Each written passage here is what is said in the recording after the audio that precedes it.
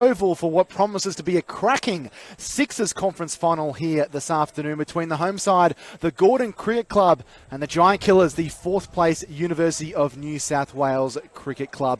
Sydney's put on an absolutely sparkling day here in Sydney's north. It's expected to be a top of 29 degrees, so there is not going to be any of that inclement weather around to cause any disruption to the play this afternoon. And we're hoping that there's lots of runs and lots of wickets being taken in this Sixers conference final. We've got the Gordon side that we had knocked over the Sutherland Cricket Club last time they played in the Sixers Conference semi-final, while the University of New South Wales were able to cause an upset win over the Sydney Cricket Club. As always, Andrew Menzel alongside me in commentary. Great to be reunited with you, Menas. Happy Christmas, Happy New Year, and it promises to be a wonderful game here this afternoon between two sides that certainly know how to get after the bowling when they get their chance. Yes, good afternoon, Jack, and good afternoon, viewers who are tuning in across the Daily Telegraph network. A fantastic match in prospect, as you've outlined. This fixture was, of course, postponed. Was supposed to be played on the 20th of December, but was postponed till today due to the COVID outbreak in Sydney prior to Christmas. So I'm sure these Gordon and Uni of New South Wales players are excited to get this fixture underway. It's knockout T20 cricket, so promises to be exciting and thrilling stuff. And I personally can't wait to see this Gordon opening pair stride out there. They've both done well this season, Hunter and Crawford. Hunter, so far, third leading run scorer in this competition with 233 runs at an average of 46.6. And then you've got Tim Crawford, eighth leading run scorer in this competition with 185 runs at 37. So a vital partnership for Gordon. And promises to be a great afternoon here at Chatswood Oval in a very sunny Sydney.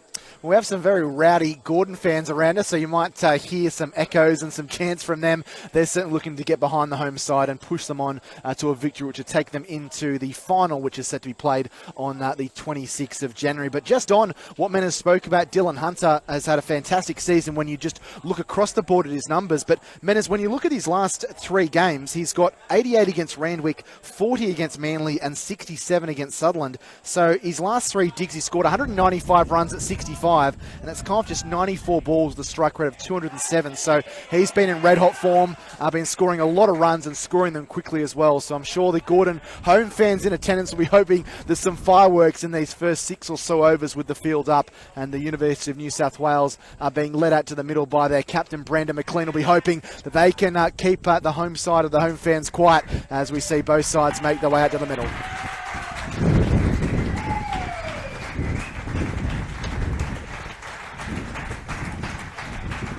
Gordon opening batters stride to the crease, practicing their strokes. We see the Uni of New South Wales team in a huddle, and this is a huge match for the club. Uni of New South Wales have never been in the finals of the Kingsgrove Sports T20 Cup since the competition shifted a number of years ago. And we hear behind us the excited Gordon Cricket Club fans.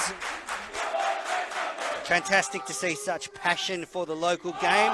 Of course, McDonald's Sport support Premier Cricket across the state. And fantastic afternoon here at Chatswood Oval.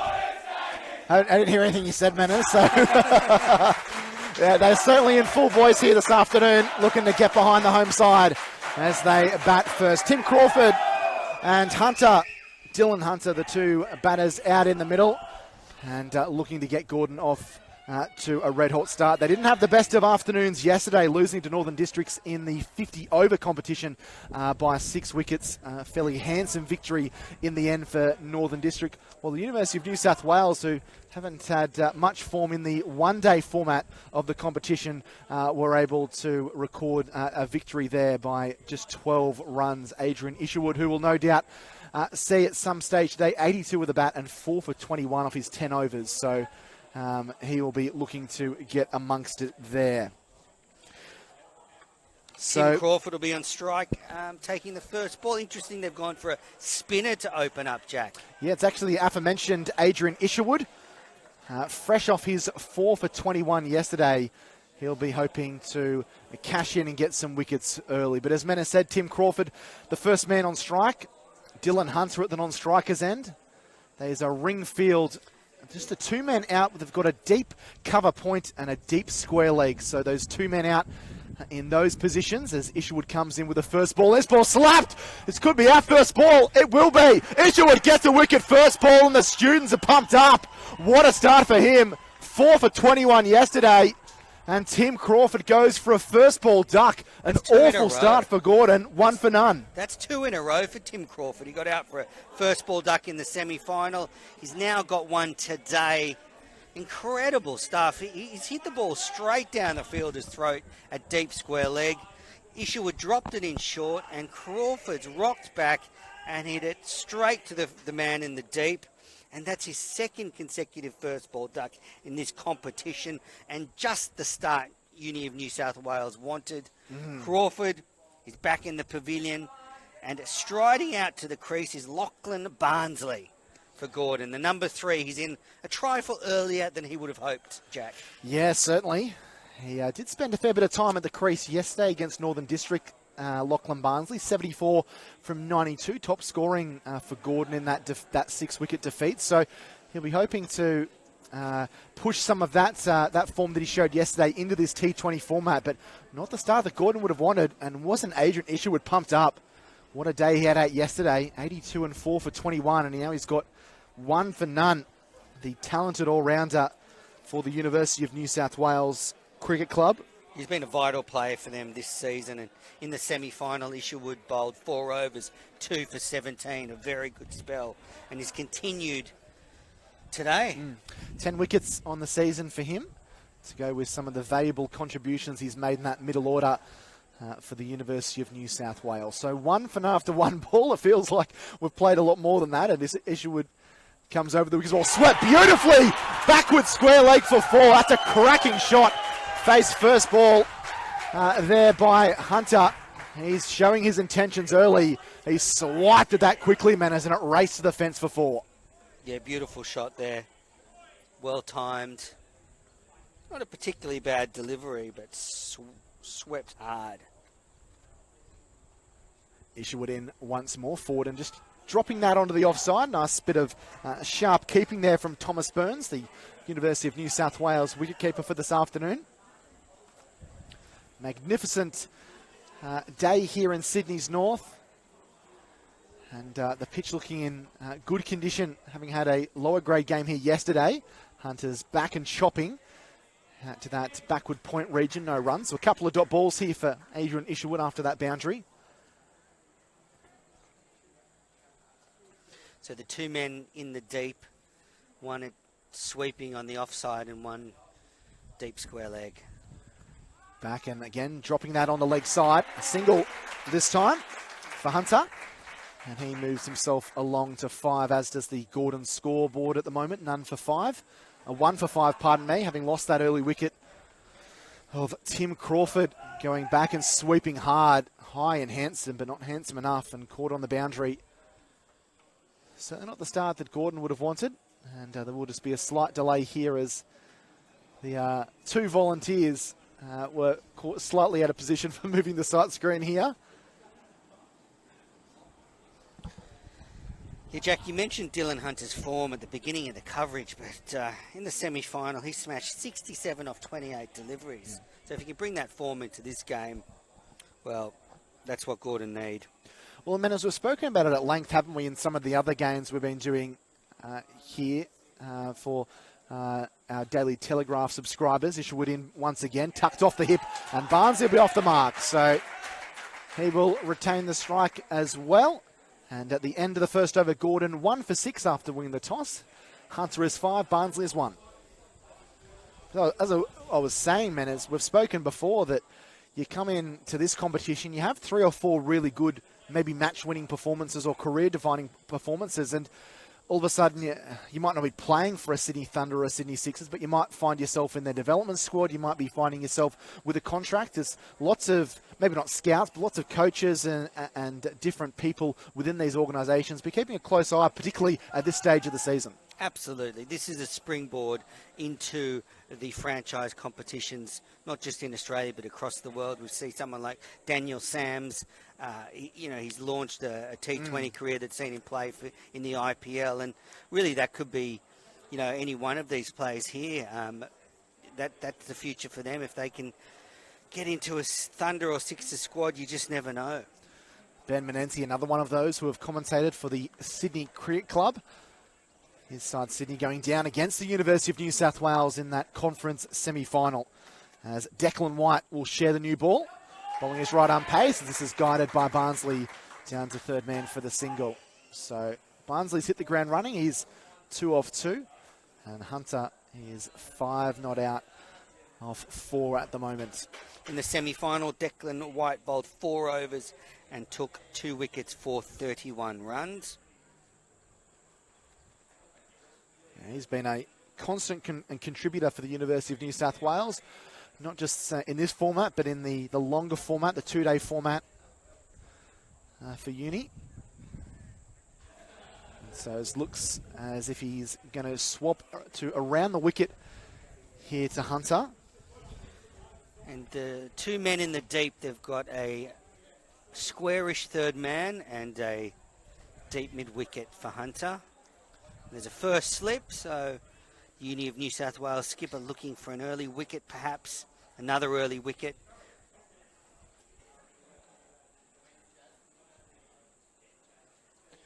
So Hunter just taking a little bit of time to get settled there, making sure he knew everything that was going on. As White comes around the wicket, short and pulled. This will beat the man at short, fine leg for 4. Smart cricket there by the Gordon opener. Just stepped back and didn't try and hit the ball too hard, really just a stern paddle around the corner and beat the fielder there in the short fine leg position. He gets his second boundary of this afternoon. It's now 1 for 11. A little bit short there from White, and Hunter was onto it in a flash. And boy, he started this match really well, looking in great form, continuing where he left off in the semi-final. This one's back, pulled high in the air, just goes over the infield. Just kind of teased a couple of those fielders out in the deep. And they'll come back for 2, but a little bit of maybe not a life there for Hunter, but his heart might have been in his throat for a millisecond there as he got a little bit higher up on the bat, but he does get away with that, Menes, and goes into double figures. Yeah, just got enough willow on that one to get it over the mid-wicket's head and just bounced away for a couple.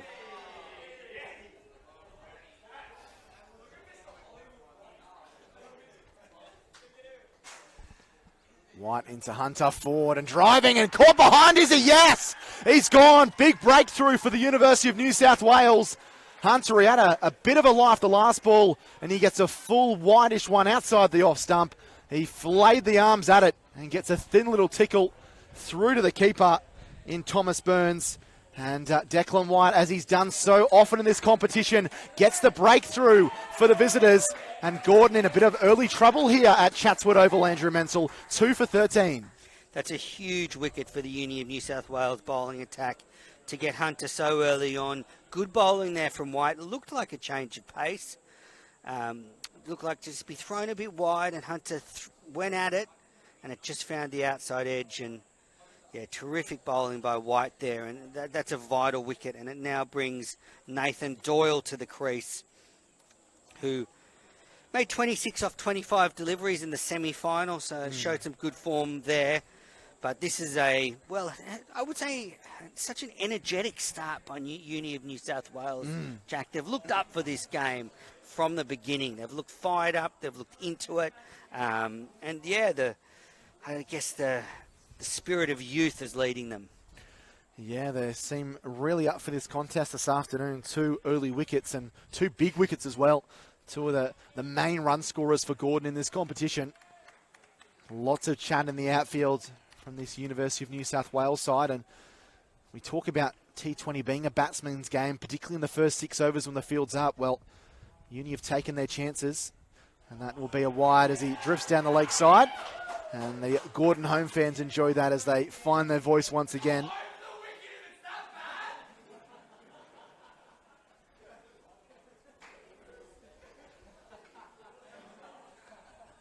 He Won't be able to keep this parochial Gordon crowd quiet for too long.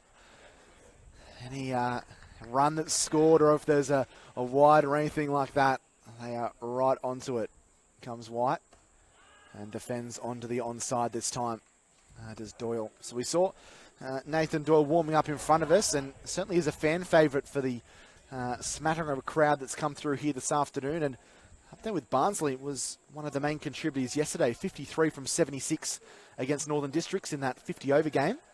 So both these players are in form, having found some runs yesterday.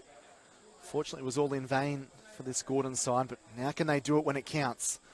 White in, and Doyle again whipping that one down to mid-on for another dot ball. And that will end a very good first over for him. 1 for 14 after 2 overs. A wicket in both the first and second over. Certainly not the start that Gordon would have been envisaging Andrew Mensel. But on the flip side, the University of New South Wales will be absolutely chuffed to not only have 2 early wickets, but 2 danger batsmen back in the pavilion. Absolutely right, Jack. Crawford and Hunter gone.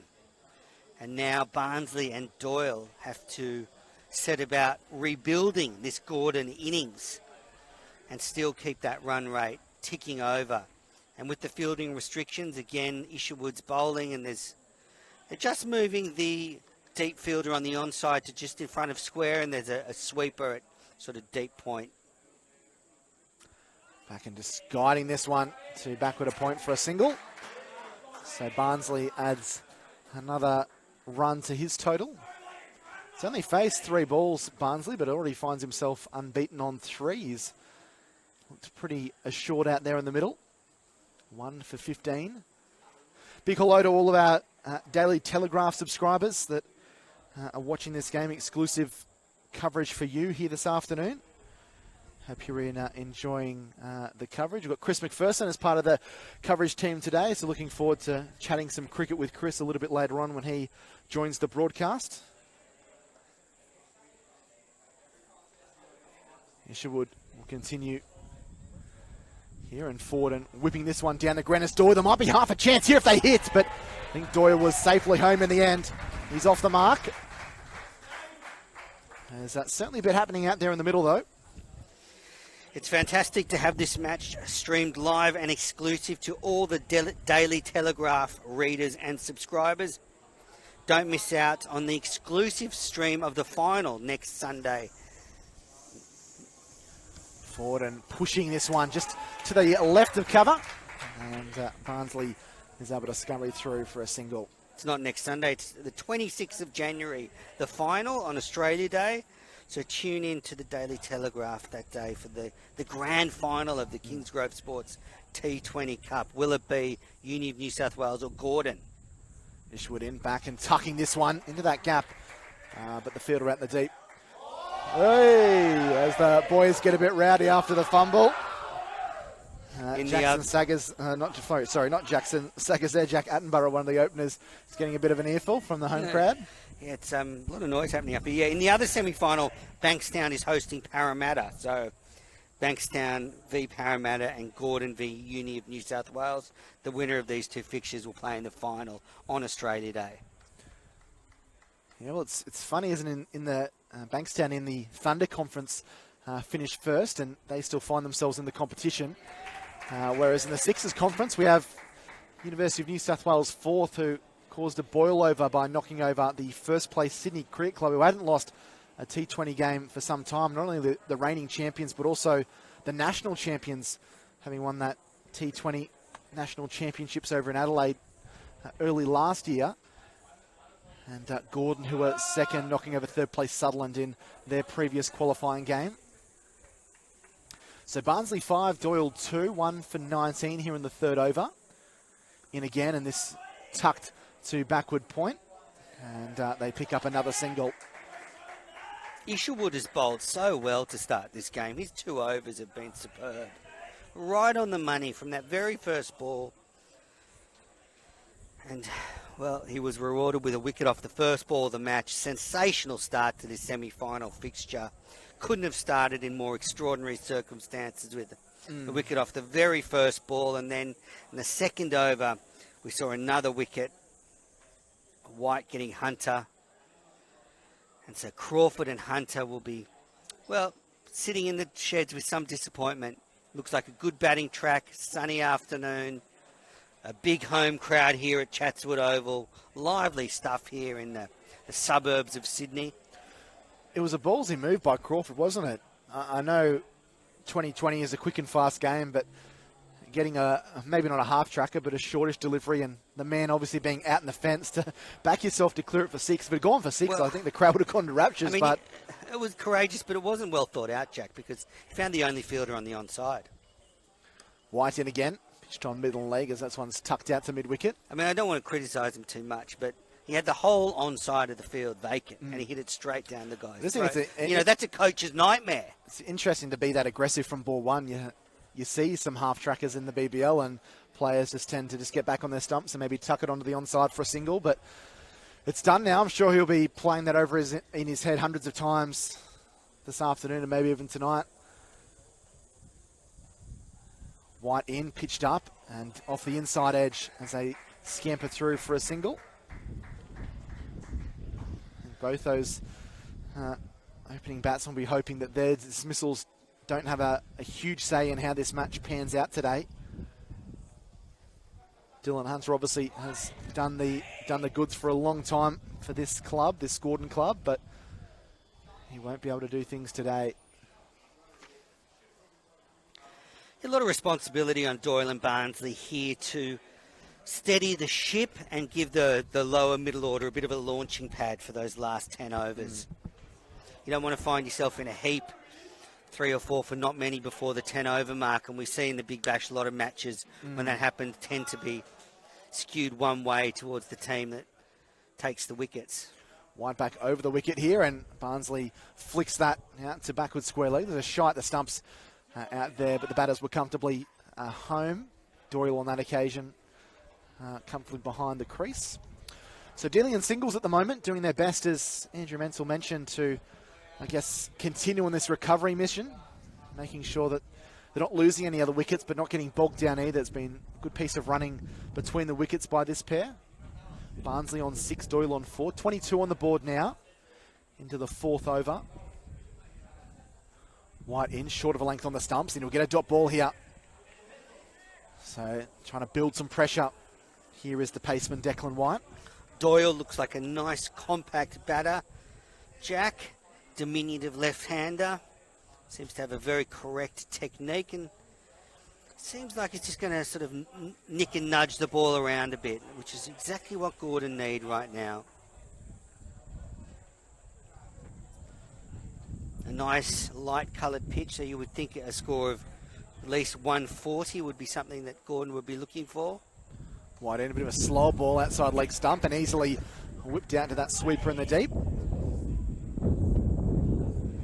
Always difficult, no matter what format you're playing, when you use a couple of early wickets, especially both openers that have been amongst the runs. But Barnsley and Doyle doing a good job of not getting too bogged down and keeping that scoreboard ticking over. They really haven't had any loose deliveries to try and put away. It's been a pretty disciplined bowling performance from the visitors, the University of New South Wales, so far. And White swaps back over the wicket this time, and that'll be a wide as well. So his second wide of the afternoon. He'll need to re-bowl that one. That was just pushed wide down leg side, and no chance for Barnsley there to play a shot. So in the other game between Parramatta and Bankstown Menace, Parramatta won the toss in that game and find themselves 2 for 29 from 2 overs. So a quick start, but a bit of an awkward start as well. As White in, and this is a lovely punched out to mid-on. And direct hit doesn't mean anything there as they get through for the single. Impressive running between the wickets for these two, Jack, already. Playing it to the fielders and setting off straight away a few times already. Sensible batting. And we're seeing a bowling change, I think, from that. So 1 for 13 from 2 here for Declan White. Barnsley's a run of ball 7. Doyle a little bit more patient, 5 from 9. And that run rate, 6.25. 2 for 25 or 4 overs.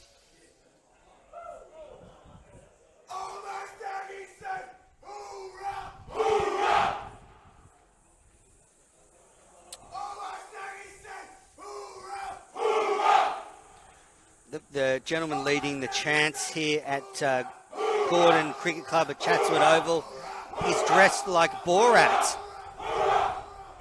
I don't think it is actually the real Borat, Jack. Don't think so. Doesn't seem to be enough chest hair for the real Borat. Now, there's been a change. Scoble being brought into the attack. Thomas Scoble comes in. The left arm is driven in the air. Dangerous shot. They'll get through for a single, but that's wasn't too far away from the captain, Brandon McLean, there, who was diving to his right and almost plucked that one inches off the turf.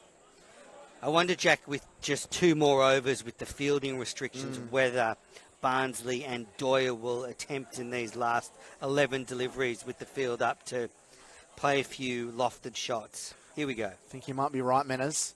Scoble in. This one just dropped onto the onside. Good smart cricket again.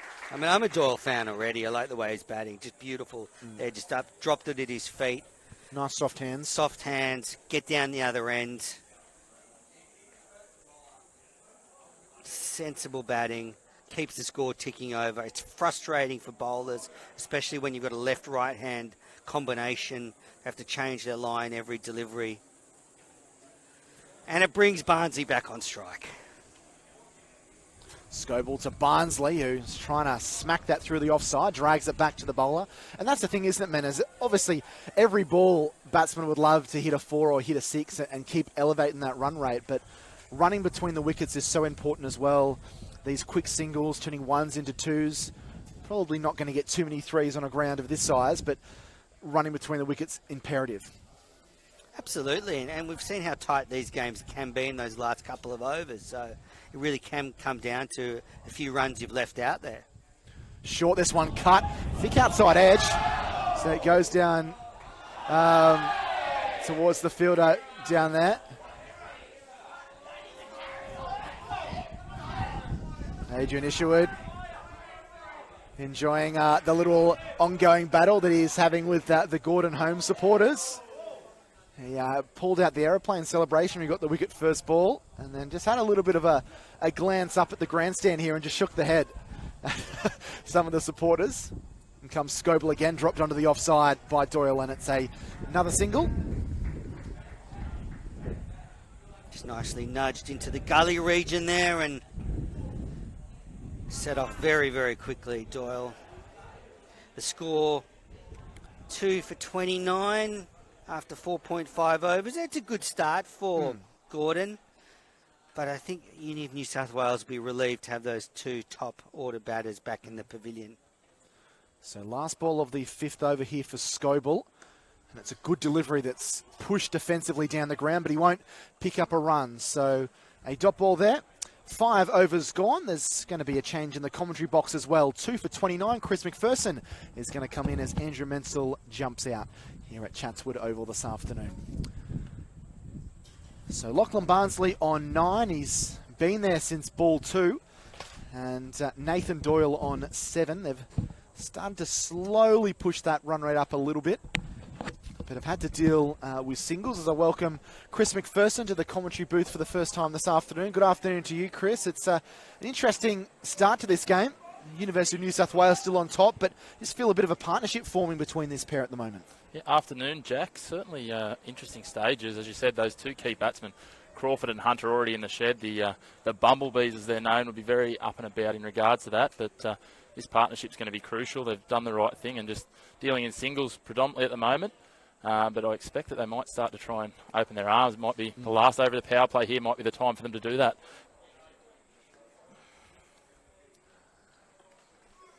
So Josh Bennett into the attack. He's coming around the wicket. This one flicked off the pads, beautifully placed into the outfield. It's a decent run out there, but he is able to, the fielder of the deep, cut it off as they collect 2. So Doyle now moves along to 9 and continue to get that scoreboard to tick over despite no 4s or 6s having been scored in this last little period of play. Looks very busy at the crease, Doyle. Looks to manipulate the field a little bit, so he continue to do that while they're having trouble finding the fence. He's very good off his pads, isn't he? Bennett short, this ball pulled beautifully back with a square leg. One bounce into the fence for 4. Nathan Doyle and the Gordon home fans enjoy that one. just banged in short by Bennett. And that was easy pickings there as he crunched that to the backward square leg fence for 4. Yeah, made that look easy as you like. No real risk to that. 1 bounce for 4. First of their batsmen to reach double figures. See here, just Bennett drops it a little short of a length and made no mistake there, Doyle. Back with a square leg for 4.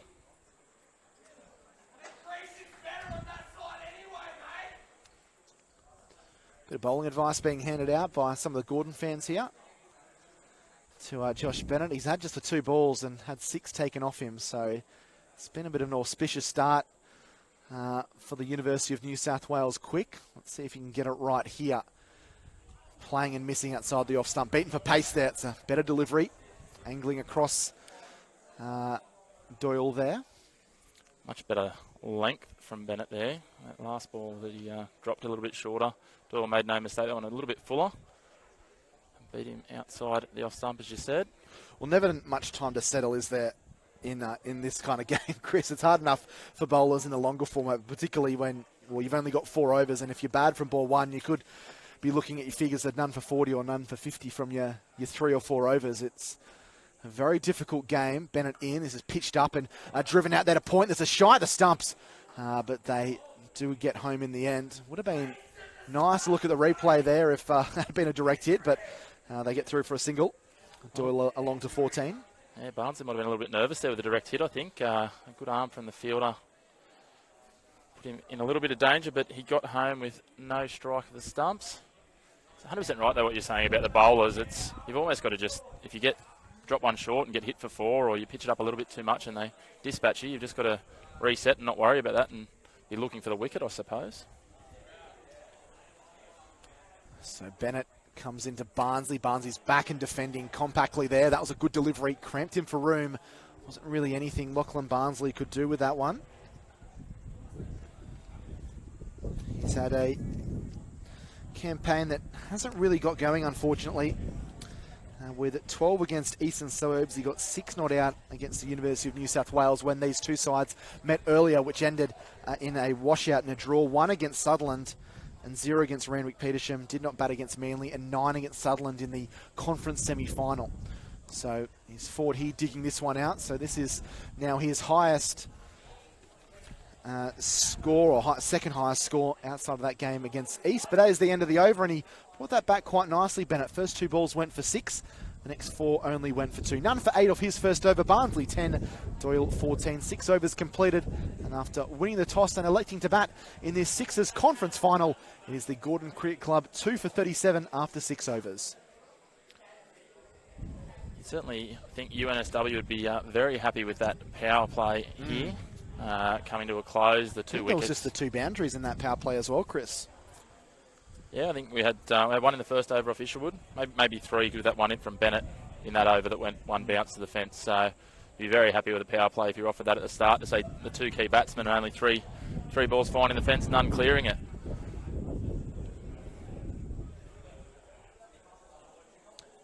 There is the scorecard of how it's played out so far. Scoble in, dropped onto the onside. The opportunity here again. It's been probably 3 or 4 of those chances today for the visitors. Haven't been able to hit one. And the quick running between the wickets still continue to pay dividends for the home side. Barnsley to 11, 2 for 38. It's interesting, that inability to find the fence is, you get that real vibe that it's putting the pressure on Gordon to take those half-chance singles, and it'll only be a matter of time that before UNSW capitalise and are able to pull off the direct hit, you'd think. So they're really going to need to start to find some boundaries soon to minimise that pressure of taking quick singles. Short, worked off the hip to deep mid-wicket for a single.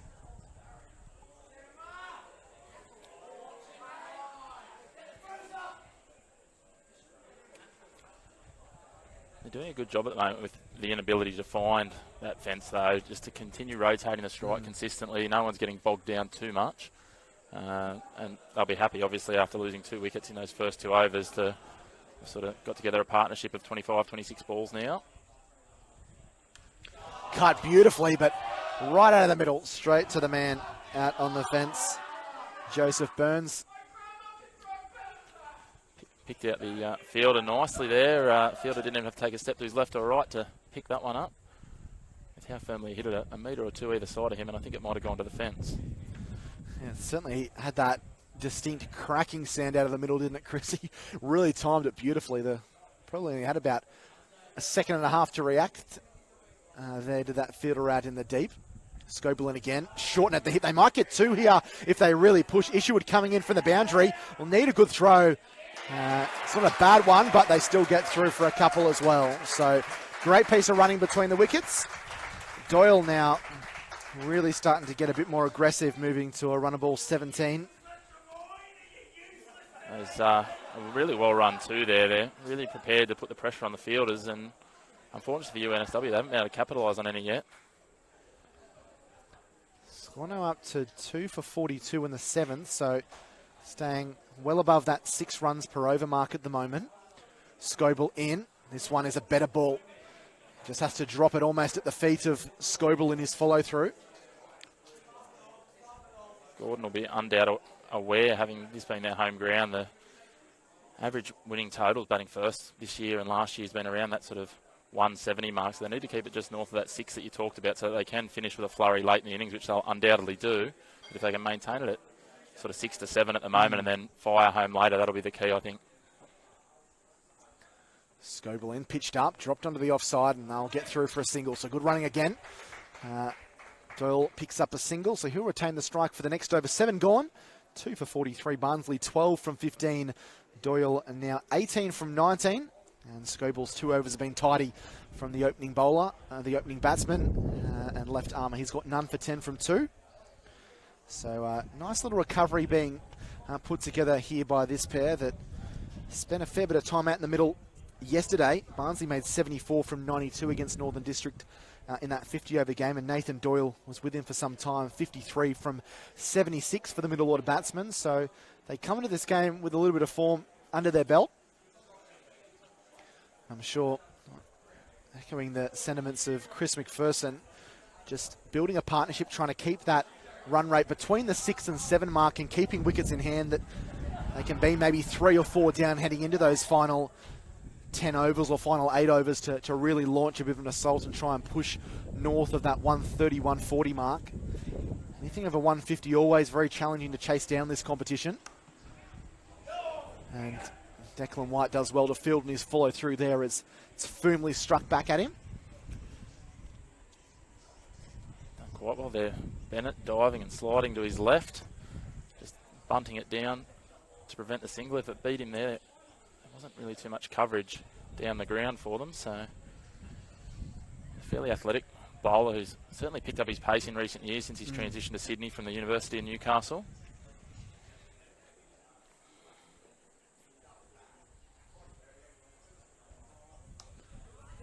My apologies, it isn't Declan White, it's Josh Bennett who is bowling again, so my apologies for that. And Bennett gets it on the spot there as it's knocked out onto the onside. So a single there to Doyle, 19 now off 21. So they've certainly got some options in their bowling repertoire as well here, the University of New South Wales. Right down the list, they've got a lot of guys that are handy with the ball in hand, as well as obviously the ones we've seen so far. Still 2 overs left for Adrian Isherwood, who's probably one of those real guns that they do have. Pitched up and defended. And Bennett tries to maybe try and get a contract with Sydney FC or the Wanderers with some fancy footwork there. Doesn't able to divert it onto the stumps as another single is taken. It's interesting you talk about their bowling options. No use of Hayden McLean yet, who's their leading wicket taker in the T20 format. So be interesting to see if they're saving him for the death overs, the brother of their skipper. So certainly a few options there. They've got a number of bowlers who've sort of taken 7+ wickets so far, and they've shared the wickets around through the tournament. So good options with plenty of overs in hand.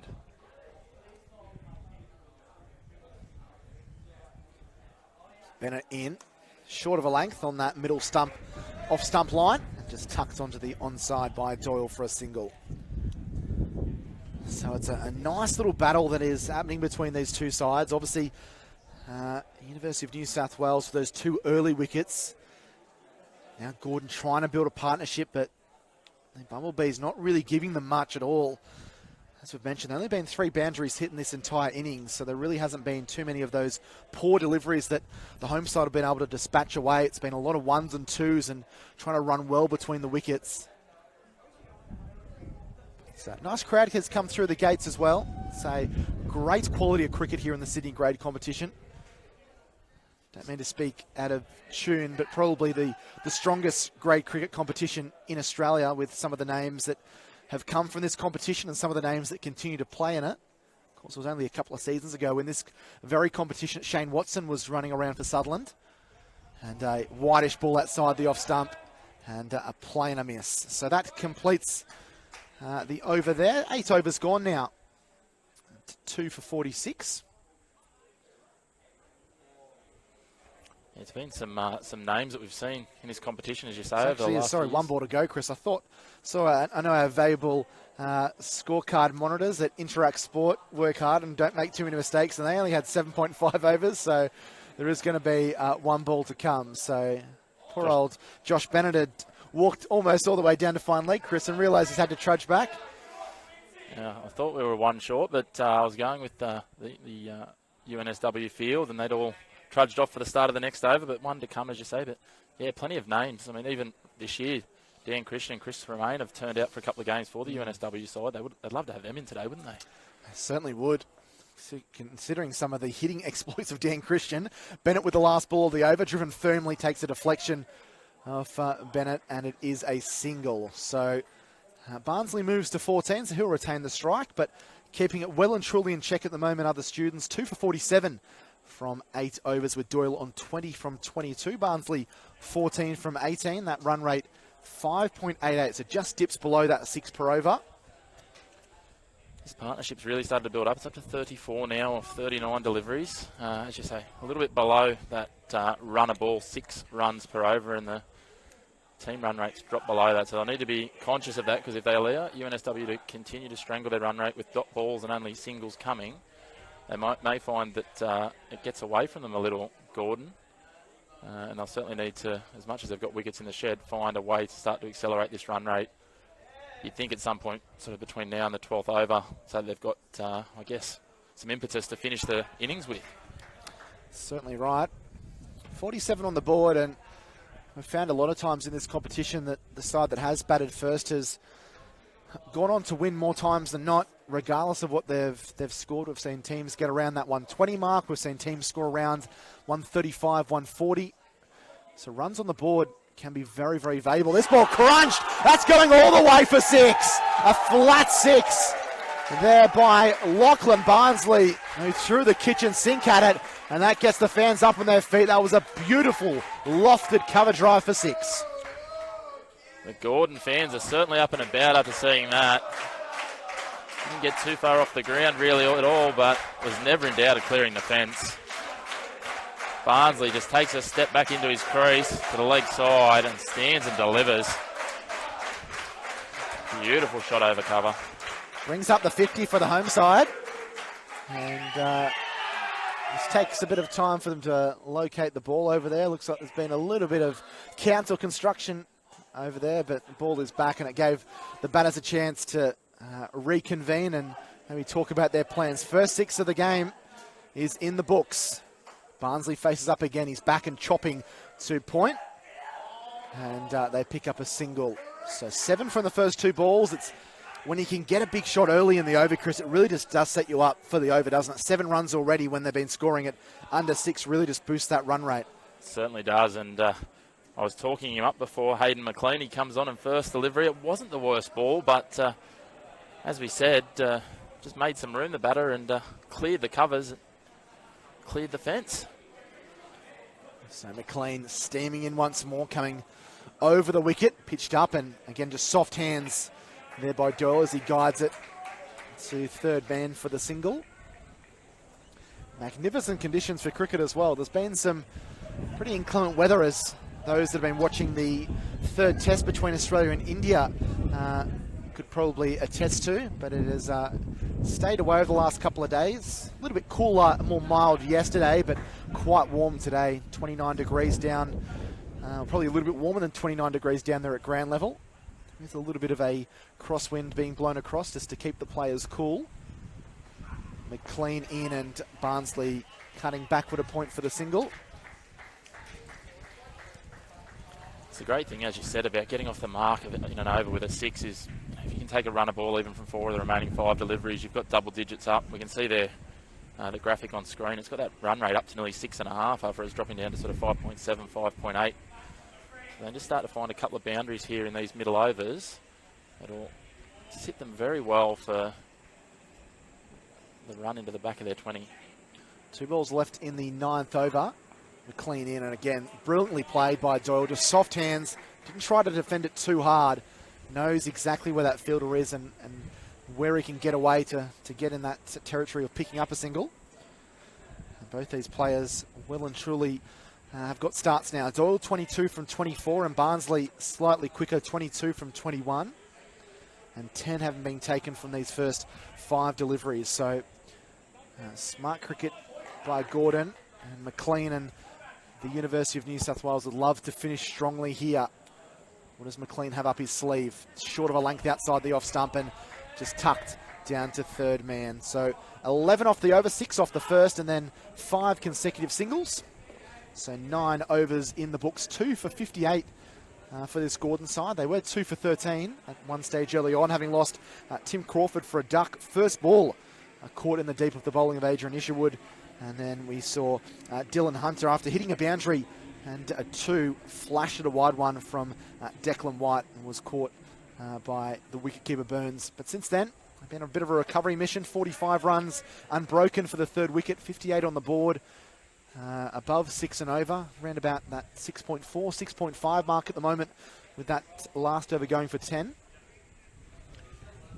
The great thing with this partnership, they've been so disciplined. I know we've talked about them not getting boundaries, but there was no point in them following their skipper Tim Crawford in those risky shots of trying to bombard the boundary early on. They needed to get settled back in after the first 2 wickets, and they've done that well. Now they've started to settle in for a good, strong partnership. Josh Bennett to continue into his 3rd over. He's got none for 12. And playing and missing outside the off stump. And there's a big appeal. And it will fall on deaf ears as the umpires gives a quick, brisk shake of the head. Kind of went under. Kind of played over the top of that one, didn't he, Lachlan Barnsley? Maybe Bennett heard something, thought it might have just kissed the glove on the way through, but the umpire unmoved at the bowler's end there, firmly saying not out. And back on your point earlier, Chris, I just think if they can get to 65, maybe pick up 7 off this over, there's no reason why they couldn't get 80 or 90 from the last 10 overs, particularly with 8 wickets in the sheds as well. That kind of gets you up around that 150, 160 mark. Bennett into Barnsley, who lofts this one. Hasn't got all of it, but it's going to beat the infield there. And it just lumps in the outfield, and he'll pick up 2. So probably didn't quite get the one out of the middle, but was probably more of a golf chip over the top of the infield, and they come back for 2. There's almost a pitching wedge then, pulled up like one too. He's certainly starting to show some intent now, Barnsley. He's obviously decided he's settled in as he's reached 25, and this partnership now into the high 40s, so they'll continue on, and he's looking to just take some opportunity if they do drop it a little bit shorter or straighter towards his leg side. It's his highest score in this format as well, 25 not out. He's forward and he's slashing this one, beats the man at diving at point, and they will come back for a second. There was a bit of confusion initially from the batsman, but they do get through for 2 more. So Barnsley's gone kind of bang-bang with these last couple of 2s to move along to 27 from 25. Yeah, I think the confusion there, he was looking to play it a little bit straighter through the offside, I think, and just miscued it off the edge a little bit, but they don't draw pictures in the scorebook, so he'll take two for that one. As you say, moves on to 27 at a better than a run of ball. So cut in the air, but it'll just take 1 bounce to the man down there. Does a little bit of a leg spinner down there on him, and tries to deceive the fielder down there, Declan White. He's getting a little bit of feedback from the Gordon crowd after a couple of little fumbles there. It was any more fumbles, they might have the Benny Hill music out for him. I'm sure he's happy he's on the other side of the field and not fielding down where poor old Adrian Isherwood has been, and has been getting some of the grade A quality barbs from some of Gordon's finest. Certainly been some good quality banter coming from them. comes Bennett. What does he have here? Pitches up, ball flicked uppishly in the air, but picks out the man in the deep for the single. So 1 ball remaining now before we get to the 10 over mark. I'll be jumping out of this delivery. Andrew Menzel be coming through to be guiding you through play-by-play along with Chris McPherson. So we do sincerely hope you're enjoying the coverage. It's a pleasure for us to be bringing it to you. A beautiful day here in Sydney, a beautiful summer's day, and a great brand of cricket being played by both sides. This game evenly poised with Gordon 2 for 64. And miss of us as well. The partnership's just nudged past that 50 mark now, so they've done really well here, Barnsley and Doyle, up to 51 now. Doing a good job of writing the innings for the Stags. So Bennett into Barnsley, and Barnsley plays and misses outside the off stump. So end of the over. That is 10 overs completed here, the halfway point of the innings. 2 for 64 of Gordon after winning the toss and electing to bat. And it is Doyle on 23 and Barnsley on 28. Thanks, Jack. It's certainly fairly evenly poised thanks to the resurgent partnership between these two batsmen at the crease. Barnsley and Doyle have brought it back from 2 for 13 back to this 2 for 64 that we now sit at the midway point. They'd be certainly hoping to be able to put on another 85 or 90 from here. As Hayden McLean comes back in from his long run. Sliced with almost a French cut there, and they'll take the single, Gordon. And Andrew Menzel joins me. Good to see you, Manners. Good afternoon, Macca, and good afternoon, viewers. And what a fine partnership we're seeing here between Barnsley and Doyle. They've really resurrected this Gordon innings after a shaky start. They certainly have. Partnership now up to 52. A little better than a run of ball, so they've done quite well after a fairly disastrous start for the Gordon camp. McLean in to Barnsley, who waits. Delivers it short and wide, and it's nudged to point for a single there by Barnsley. That takes him across to 29 of 28 deliveries. Backing away there, trying to give himself a bit of room. Just trying to create some space. It's interesting. The ball seems to be just sort of sitting up off the pitch at certain lengths. McLean, he comes in off a really long run, but isn't the quickest of the bowlers from UNSW. Probably the only one coming outside the circle and in for his run-up. Here he is again. McLean delivers to full ball. Doyle swings across the line, and it's into the fence on the full, and that is 6 runs. The diminutive left-hander has smashed McLean, and it bounces off the pickets.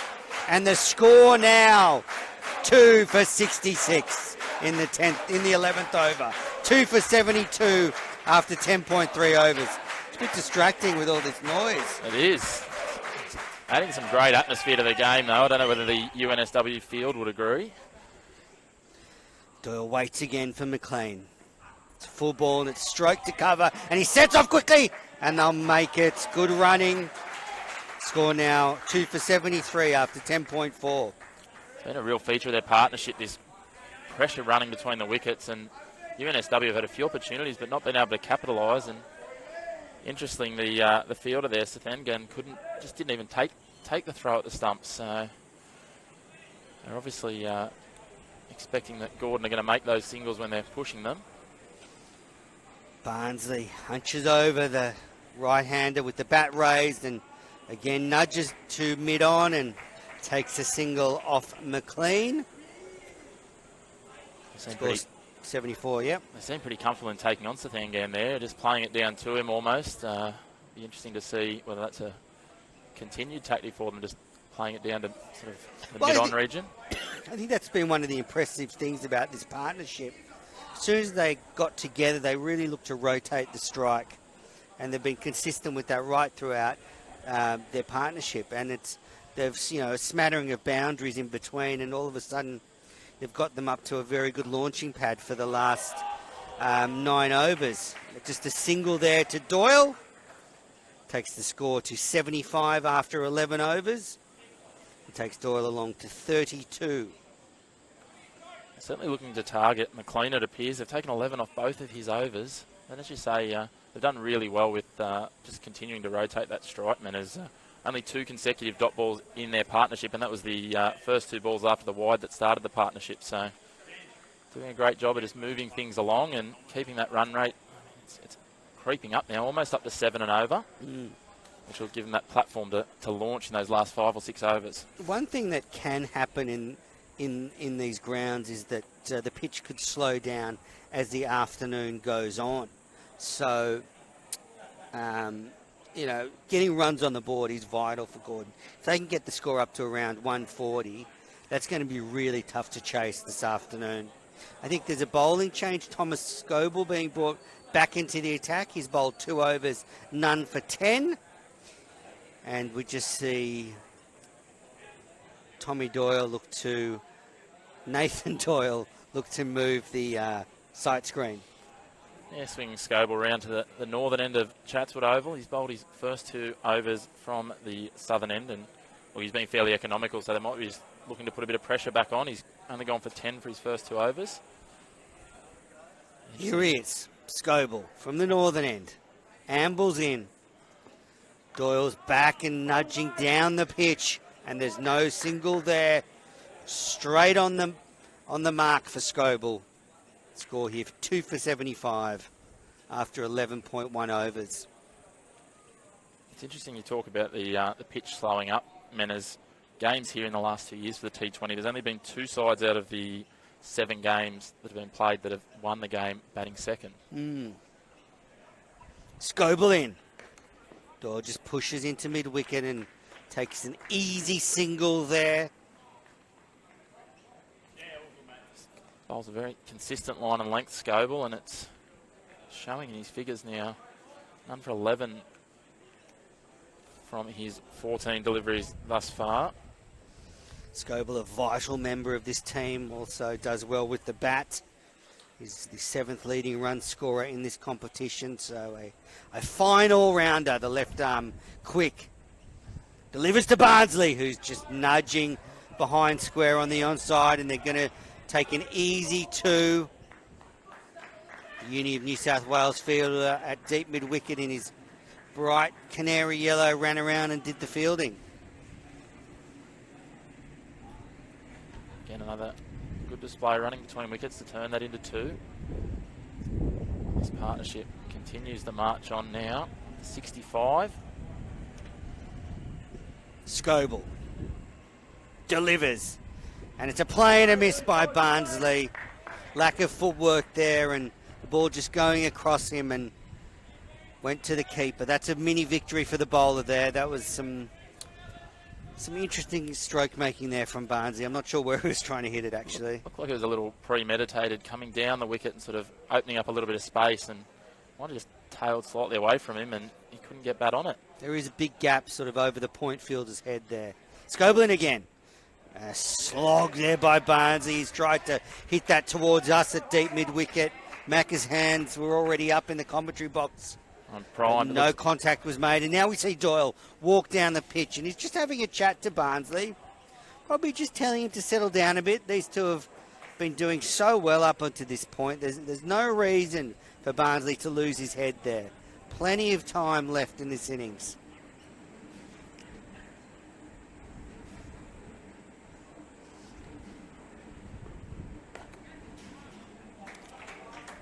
Barnsley there just nudging it into mid-wicket for a single. Scoble does the fielding.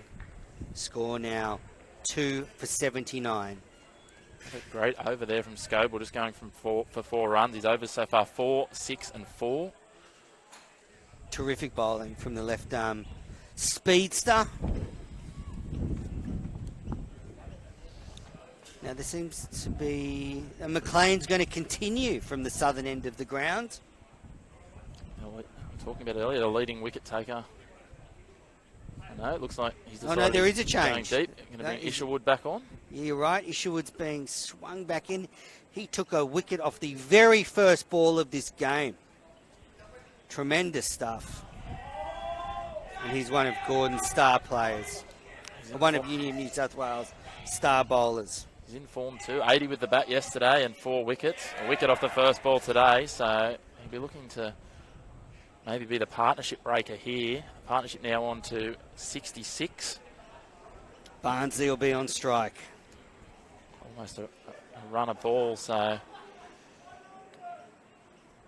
done a really good job after finding themselves a very nervous start. Gordon 2 for 13 with their two highest run scorers, Crawford and Hunter, in the sheds. Just see the field here for Isherwood. There's a deep square leg, a deep mid wicket, a deep long on, a deep long off, and a sweeper on the offside. They're the men in the deep. Here he is. Bowls to Barnes. He drives to the cover man on the circle, and they take a single. They're switching now for Tommy Doyle. Well fielded there on the circle by the skipper, Brendan McLean. So there's a deep point, a deep long off, a deep long on, a deep mid wicket, a deep square leg. So 3 men in the deep on the offside for Doyle. They're just adjusting the sight screen. Jack Attenborough walking around in circles there. He was at that pad, then he was going to slip. Now he's readjusting again. And there's a backward point, a cover, a mid-on, and a man around the corner, all inside the circle. Here's Isherwood to Doyle, who again just nudges into the offside and takes a single. Astute batting here by the left-hander from Gordon. Brings Barnsley back onto strike. I think Barnsley's ready to tee off, Packer. Well, he certainly looked like he was swinging for the pickets the last over. We'll see if he takes a liking to the spin of Isherwood here. Isherwood in. Barnsley's driving to the deep mid-off fielder, and he's been caught. He's been caught. Isherwood gets his second wicket. Barnsley's gone for a runner ball, 34 off 35 deliveries. And a vital breakthrough there from the Uni of New South Wales side. They've been looking for that one for a little while, and Barnsley looked like the man who was either going to hit out or get out, and unfortunately for him it was the latter. So that will now see Max Newman, the keeper batsman, come to the crease at number 5 for Gordon. And Barnsley batted well, 34 off 35 deliveries. He came to the crease very early on after the second ball of the game, and he has helped steady this innings. And now Gordon have a really good launching pad to put a big total on the board. And a smart catch there at deep long off, moving away to his left. Good fielding, and Isherwood gets his second wicket. And Doyle's back on strike. They crossed during that dismissal. Doyle now the senior partner, 34 off 32. I wonder if he'll take it upon himself to attack the bowlers. He seemed to have been the calm head so far. We saw him in that last over just go down and talk to Barnsley and tell him maybe to cool his jets, which obviously he decided against. But he seems to have been the controlling hand in that partnership, and I think he might just try and settle in a little bit here with Newman. There's still quite a bit of cricket to come. Still 7.5 overs, so not panic stations yet for Gordon. Isherwood in, and Doyle's back and swinging away on the onside. It's fielded on the boundary for a single.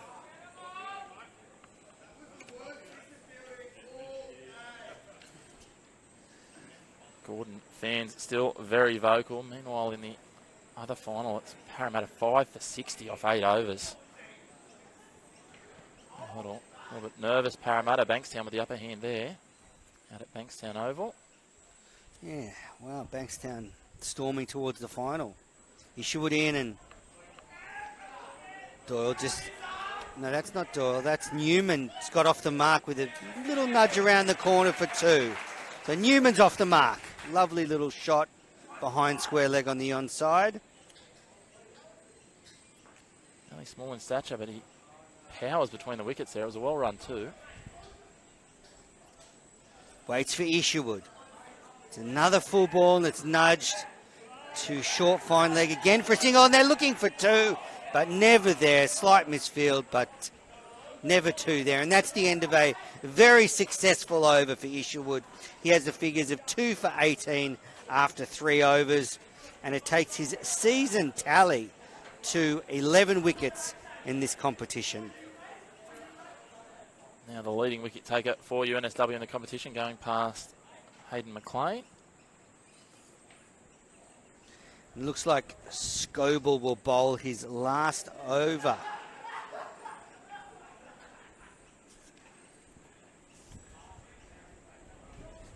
So Scoble finish his spell here from the northern end. Just adjusting his field. Has a deep long on, deep mid wicket, a deep backward square leg. He has a deep third man who's very square and a deep point. And he has 4 men inside the circle, 3 on the offside, 1 on the odd. Here's Newman waiting, and he just nudges into the gap on the onside and sets off for a lackadaisical single. Takes the score to 86 after 13.1 overs. Newman's resumed the same strategy that Doyle and Barnes had in their partnership, just happy to drop it down and run and push those ones and turn it into 2 if they can where possible. So not chasing too aggressively yet. Scoble in. Swung away, down to fine leg for 4 by Doyle. Lovely shot. Scoble drifted on Doyle's pads, and he now moves along to 39 of 34 deliveries. A fine innings from the number 35. Certainly doing a great job, Doyle. First boundary in a few overs, almost 3 overs for the Stags. I need a few more of those as we bring it home. Sco will be looking to bounce back. Doyle waits. It's another short ball, and it's swung for 4 more into the square leg fence.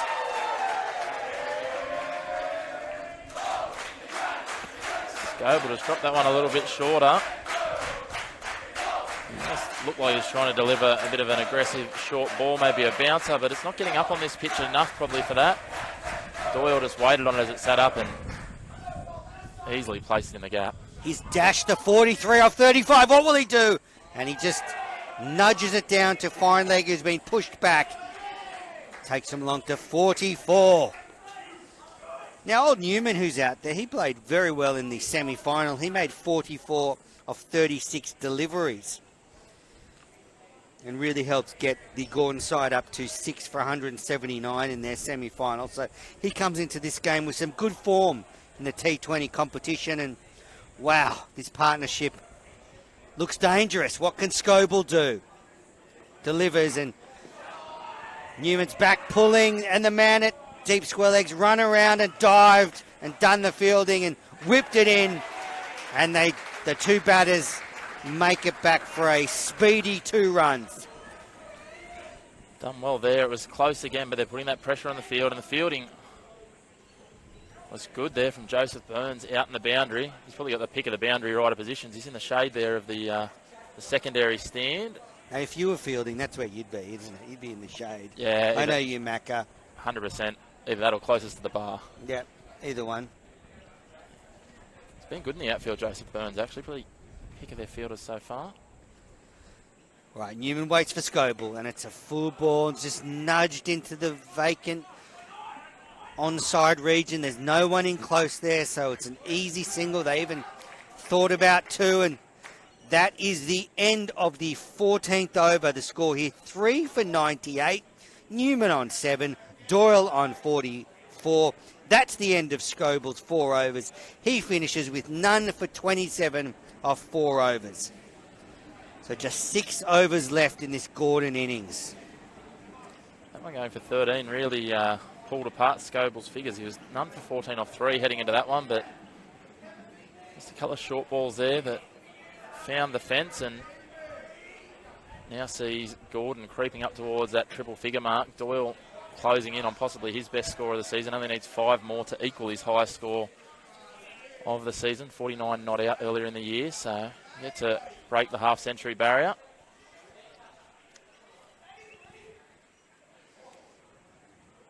Bowler in, and it's just nudged into the onside. They just take no run. That's Hayden McLean. It's coming in from the southern end.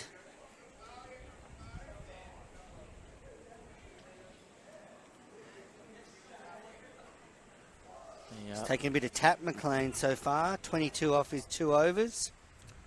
Certainly has. I was having a chat to a former Sydney first grade the other day, and he personally thought that McLean might have been, even though he's the leading wicket taker coming into this game for UNSW, might have been the bowler for the batter's target, which they certainly did in his opening overs, taking a 6 off both of them. Interesting to see if he can come back here and maybe jag a wicket. He's got 10 for the year in the Kingsgrove T20 competition so far. Here he is again. He bounces in. Newman waits and just nudges it back on the onside, and they take a single. Newman tried a quick single there, and McLean tried to soccer it onto the stumps. That gets Doyle back on strike, and I feel that Doyle's really the man in form. He should be on strike. Certainly think he's going to be key to a solid total being posted here. Yeah, they should be really looking around 150 now. They score at about 8 runs per over from here. That'll get them to around 145, 150. And, well, that will be a stiff task for this Uni of New South Wales team. I certainly think with 7 wickets still in the shed, they'd be targeting at least 8 and over, as you say. Batting second here, as we talked about earlier, is not the easiest of tasks, especially with this pitch having been used yesterday. Just a bit of hold-up. Yes, there was one extra fielder outside the circle. And we just see the man from fine leg coming into the circle now. McLean in. Delivers a full ball. Doyle strokes it to cover for a single. Score now 100. That brings up the 100 for Gordon. 3 for 100 in the 15th over. Well played. A smattering of applause from the home fans. They've been fairly involved in the game, the Gordon fans, which has been great to have a good atmosphere here at Chatswood Oval, Manners. These fans are dedicated. They love their Gordon club. What do they call it? The Stags? The Stags, yeah, they share that nickname with their rugby club who also play here. McLean in. Delivers, and Newman's back pulling. Behind square leg for 4. That's a lovely shot. Just swiveled on his toes and played it behind square very nicely. That takes the score to 104 and Newman on to 12. Beautifully caressed behind square there. Didn't try to overhit it. Only 3 or 4 bounces into the fence. Played that well. McLean turns again. He's just been collared for 4. What can he do? Newman waits. It's another short ball that's nudged behind point on the offside for an easy single. Little Max Newman there just nudges away for a single. Score now along to 105. And this innings is getting out of hand for Uni of New South Wales. This partnership in no time has rocketed along to 24 runs. They've done a great job here after the wicket of Barnsley fell caught in the deep. Playing in again. Doyle, as he's done all day, just continues to manipulate the field with some good stroke play. He's been very busy at the crease. I'll take a single.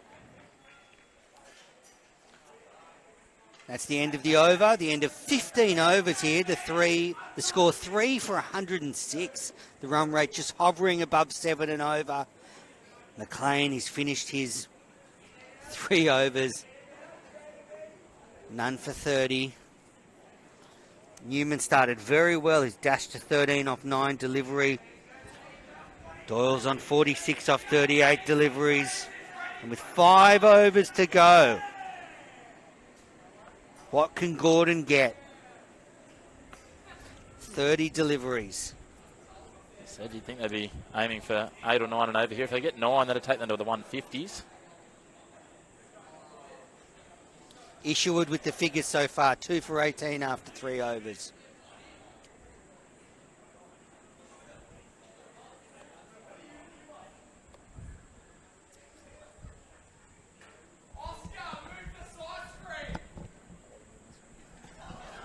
Seems like there's going to be a bowling change at the northern end.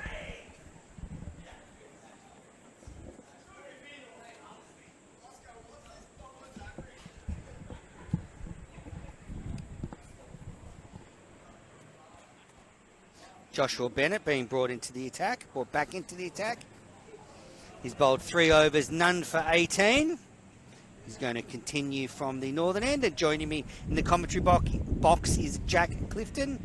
He's Bennett into Doyle, who just nudges to fine leg for a single. Good afternoon, Jack, and seeing a very good innings here by Gordon. They look like setting Uni of New South Wales a very challenging total. Yeah, afternoon to you, man. Has it certainly changed in the 5 overs that I've been out of the commentary booth? It's been some really aggressive batting, and it's all been coming mainly off the willow of Nathan Doyle. 47 on out for him. Some really good shots, expansive shots all over the ground. It's certainly been a joy to watch for a lot of the home fans that have made their way into Chatswood Oval this afternoon. Absolutely. A raucous crowd here cheering on their home side. Here's Bennett. Into Newman, who slashes at that one outside the off stump. Didn't quite get his foot out to the ball there, and wicketkeeper Burns takes an easy take. Yeah, well, only 96 Kingsgrove Sports T20 Cup runs coming into this match. Nathan Doyle averaged a solid 24, and he'd obviously contributed in the last start against Sutherland, where he made 26 off 24 as his side churned out victory. But this is certainly the most valuable T20 innings he's played so far this season. Bennett in. Newman hits that in the air. The man's running around for a mid-wicket and can't get there. Bounces in between all the frustrated Uni of New South Wales fielders. And Newman gets a single. And the score now 3 for 108. Yeah, a little bit of risk there from Newman. He's obviously not seeing the ball as well as Doyle, and has mistimed a few shots out there. So we're just trying to, I guess, force the envelope a little bit. Not timed at all, but he's got a little bit of luck there on his side, and it's been able to bounce in between 3 University of New South Wales fielders. Doyle waits for Bennett. Strokes that one nicely to mid-on, and they set off for a single straight to the fielder. What I've been so impressed about Doyle's innings so far today, Jack, has been his ability to rotate the strike. He's shown a lot of cricket smarts in this innings. Hasn't been all crash, bang, wallop. Everyone thinks T20 cricket is, 4s and 6s and hit the ball as far as you can. And, of course, that's part of it. But you also need to rotate the strike, find the gaps. And Doyle's shown that consistently. And it's meant he hasn't felt under pressure. Bennett in. Newman strokes that into the deep cover region for a single. He's kept the strike rotating. He's kept the scoreboard ticking over. And it's just been a very smart innings, because at 2 for 13, this Gordon team could have imploded. But they batted sensibly, and now they're in a position to put a score of 140, 150 at least on the board, which I think will be hard to get this afternoon. Probably one of the most difficult positions to come in at number 4. When you've lost a couple of early wickets, you can't hit yourself out of trouble. You've got to build an innings. You've got to keep rotating the strike, which I thought he's done marvellously today. And there he goes. He just nudges it to fine leg, and he goes to 49. Getting ready for a huge, raucous round of applause, I think, Menas, when he inevitably gets the half-ton. Might even happen this next over. That's the end of the 16th over. The score here, 3 for 111. So if you're selfish, what is it, 1 foot off the ground for Nelson if you're in England? Or oh, that's right, yep. Umpire David Shepherd used to hop on one spot when the score was 111 when he was umpiring international cricket. So I've lifted 1 foot up. Yeah, well, they've laid a really good platform here, Menas, to really launch in these last 24 deliveries. You get 40 from these last 10 overs, which is certainly not out of the realms of possibility. That's 150, and as we've mentioned, very, very hard to chase down runs in this competition. And with the bowlers that Gordon have at the disposal, it'll be a very interesting second 20 overs. McLean to Doyle, who nudges into the offside, and that's 50 for Doyle. Nathan Doyle goes to 50 of 42 deliveries. What an innings in the preliminary final here in the Kingsgrove Sports T20 Cup.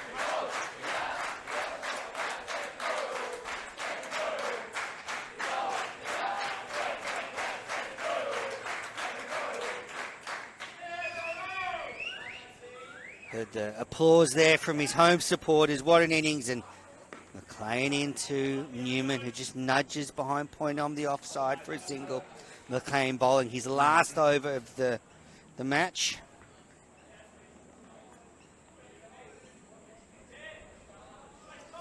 Brings Doyle back onto strike, and wonder if he'll just start to look around this field and think where he can find the boundary. It's a pretty short boundary on the onside, I would say.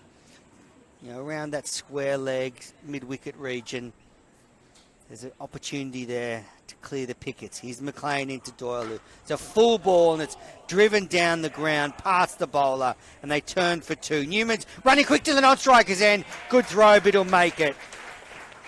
Score now 3 for 115. Yeah, the running's been a real focus of their game so far today. They've done it really, really well. And with consummate ease, even the ones that have looked like they're going to be close halfway through the first or second run, they've been able to get through with ease, really. The University of New South Wales probably don't feel that a lot of their throws that they've aimed at the stumps have been as good as they possibly could, but the running has been almost immaculate by the home side. McLean in, and Doyle again pushes into the onside, and they take two again. They're taking on the field, and Newman's back. And again, Newman makes it to the non-striker's end safely. They've been taking them on all day, Jack. They have, yeah. Pretty much from when they lost those first couple of wickets, they've been willing to rebuild the innings by getting ones and twos. And we see a cheer because there's been a switch by the Uni of New South Wales captain. He's brought number 93, Safan Hassan from deep long on, and brought him behind square on the onside where maybe they won't take him on as much. Here's McLean in, and Doyle's hit that in the air. It's over his head for 6. Yeah, it's not.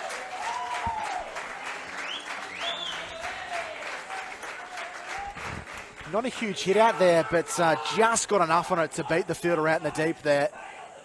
Tried to time his jump as late as he could, but probably just being in from the fence a couple of metres was the death knell for him. And Nathan Doyle's good afternoon continues. Another 6 to the total for him. McLean in. Doyle waits and he swings away on the onside, this time along the ground. And they'll just get a single. We see the fielder come out from the shaded area. And that's the end of McLean's 4 overs. He went for none for 43. And the score now 3 for 124 with 3 overs to go. Doyle has dashed along to 61 of 46 deliveries. Newman running quickly between the wickets is 16 off 13. Yeah, that's the run rate has certainly been escalated by this Gordon Cricket Club outfit. They look very, very settled out there, and Newman playing an important part as well. You can only be swinging and trying to clear the pickets if you're Nathan Doyle, if you're getting on strike, and Newman's done a good job of rotating the strike and picking up those ones, not being himself getting bogged down and occupying 2 or 3 balls consecutively. So he's done an important job out there in the middle as well. Made his way to 16, pretty valuable runs as well. But obviously Nathan Doyle has been the key here, and I think University of New South Wales will know if they can get him to just miss Q1 or Sky 1 and remove him, it might just stem the flow of runs here for the next few overs. Bennett in. And it's nudged on the onside by Doyle, and they take another single. So this is White being brought on to bowl. They take 2 because it's great running. How did they get 2 there? Well, his strategy for the whole game has been to play with soft hands, and that's what he's done there. You can see he just kind of rolled the whistle across the ball there, just took the pace off it a little bit. And with so many fielders out in the deep, it was always going to be 2 as soon as it left the bat. White in from the northern end, bowling around the wicket to Doyle, who tries to swing that one away, but that's a wide. Drifting down leg side there, and the umpires put the arms outstretched. He's had a few of those today, Declan White. I think that's his 3rd wide of the innings. It's only just into his 3rd over, so he struggled a little bit with that line earlier this afternoon. When he's bowling his first spell, it was a left and right combination, which was always be difficult as a bowler to find that consistent line, and particularly the length. Wide in again, and it's pushed in the air on the onside. They've taken 1. Are they going to take 2? No, they haven't taken on the fielder this time. Just content with the single. The score is 3 for 127. Doyle moves along now to 64. Newman will be on strike. He's on 16. And White switching to over the wicket. A lot of pressure on the bowlers here as well, Manners. I know a lot of the Sydney grade grounds aren't huge, but particularly here with how short the boundaries are square of the wicket, if you get the line and length a little bit wrong as a bowler, this ball is going to sail over the fence. Here he is, full ball, and it's played nicely by Newman. It's sort of glanced to fine leg for 4. No fielders there, and all you have to do when the ball drifts onto your pads is get a little bit of willow onto it, and Newman was up to the task, and he moves along now to 20 of 14 deliveries, and Gordon's innings is getting the little injection of boundaries that they needed. And that's the thing, that's the thing as a bowling unit, that you can get put under all sorts of pressure when the opposition are scoring runs freely. Just got his line all wrong there. Declan White drift down the leg side and nicely clipped away for a boundary. White in again. It's a full ball and just pushed into the offside for a single. Good comeback throw, White there. Just a good Yorker. Right in the block hole, but Newman, the little man, was up to it. He dug it out. Brings Doyle back on strike.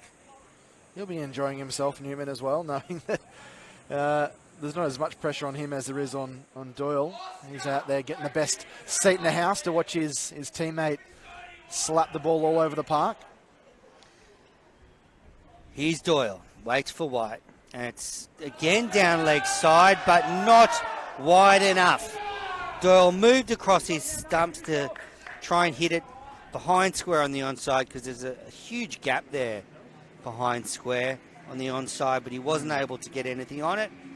And a precious dot ball for this Uni of New South Wales team. They've got reinforcements out on the fence, the University of New South Wales. They've got 5 men on the fence. I'll make that. They had 6 before, but they realised, thankfully, before the delivery was bowled. They just brought Isherwood up from long on to mid on and pushed man back to deep backward square.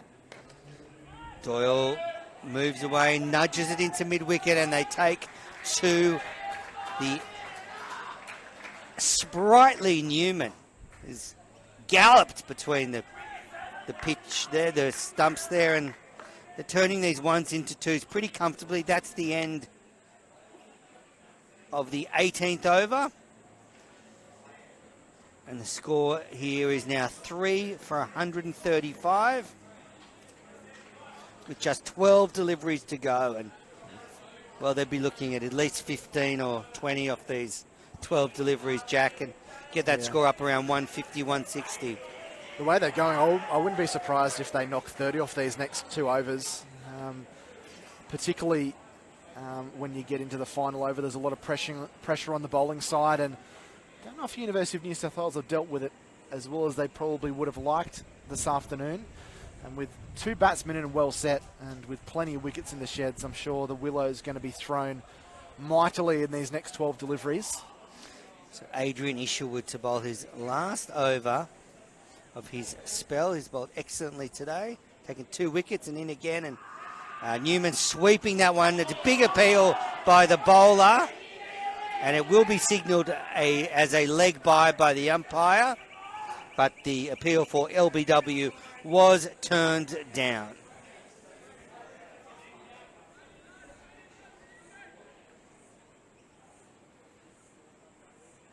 "11 deliveries left. Doyle on strike. The left-hander now. He'll be eyeing up the short boundary on the onside. There's a fielder at deep square leg. There's a deep mid-wicket. There's a deep long on. There's a mid-wicket on the circle, and there's a short fine leg on the circle. So the onside is heavily protected. Big gaps behind square on both sides of the wicket. Here's Isherwood into the man, Doyle, who swings across the line, and it's 3 bounces to the man at long on for a single, and brings Newman back on strike. Doyle now 67. He's held this innings together when he came in, and Gordon was 2 for 13 and backs up against the wall in this semi-final. The winner, of course, will go into the Kingsgrove Sports T20 Cup final being played on January 26th. Isherwood in. round the wicket to Newman, who swings away nicely into the onside. One bounce to the fielder at deep square leg for a single. Newman 22, the score 138. Yeah, he just has a real knack, doesn't he, Adrian Isherwood, of just holding that length back a little bit. It's not too short, it's not too full. It's just in that spot where very hard for the batters to really get a full swing across the line there. He reminds me of Stephen O'Keefe, the way he's been varying his pace. And he's got the figures 2 for 20 off 3.3. Here he is, a full toss, and Doyle hits it. He doesn't time it, he just sort of pushed it over the bowler's head. They thought about 2, but it was never there. And I think Nathan Doyle will be frustrated that he couldn't do more with that delivery. Score 139, and this has been a class over by Isherwood. Isherwood 4 singles in the 19th over. That's top stuff by a spinner. Here he is again, and Newman's driving nicely to deep long off for a single, but again, just one. This is a great over.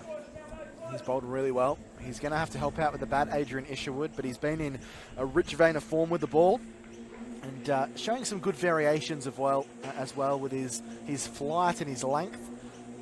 He has been a thorn in the side of Gordon today. You can't say that there's been too many other bowlers that have achieved that. Isherwood's last ball of the afternoon to Doyle, who swings it in the air. The man's coming around. That's 6. Doyle has smashed Adrian Isherwood for 6 over the mid-wicket region. Doyle moves now to 74. The score 3 for 146. A sensational shot by Nathan Doyle.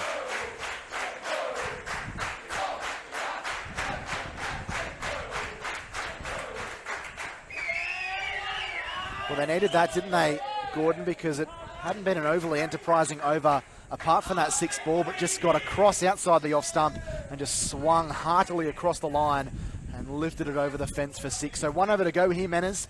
3 for 146, Gordon. It's going to be a very difficult total to chase down regardless of what they get in this final over. And they have Doyle to thank with a really, really important innings here of 74 not out. And Adrian Isherwood finishes with the figures of 2 for 28 off 4 overs. Terrific bowling. That last ball did mess his figures up a little bit, but still a great spell from the left arm spinner. He took a wicket with the first ball of the match. Now,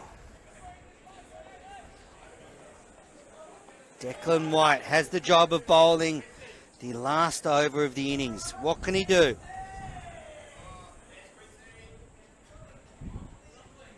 Here he is, coming in from the northern end. Newman waits. It's a full ball and dug out by Newman. He got the shovel out there and dug it out, and they took a single. Yeah, smart play there by Newman. Just as Men has mentioned, just Newman wedging that one out. It was a Seinfeld reference in case no one got it. Thanks Newman for to 24. explaining my jokes. Sometimes we need to help you out, Manners. Brings Lachlan Doyle back onto strike, who's peeled off 74 off just 53 deliveries. And if you're tuning into this match on the Daily Telegraph, you've been treated to a fine innings by the left-hander from Gordon.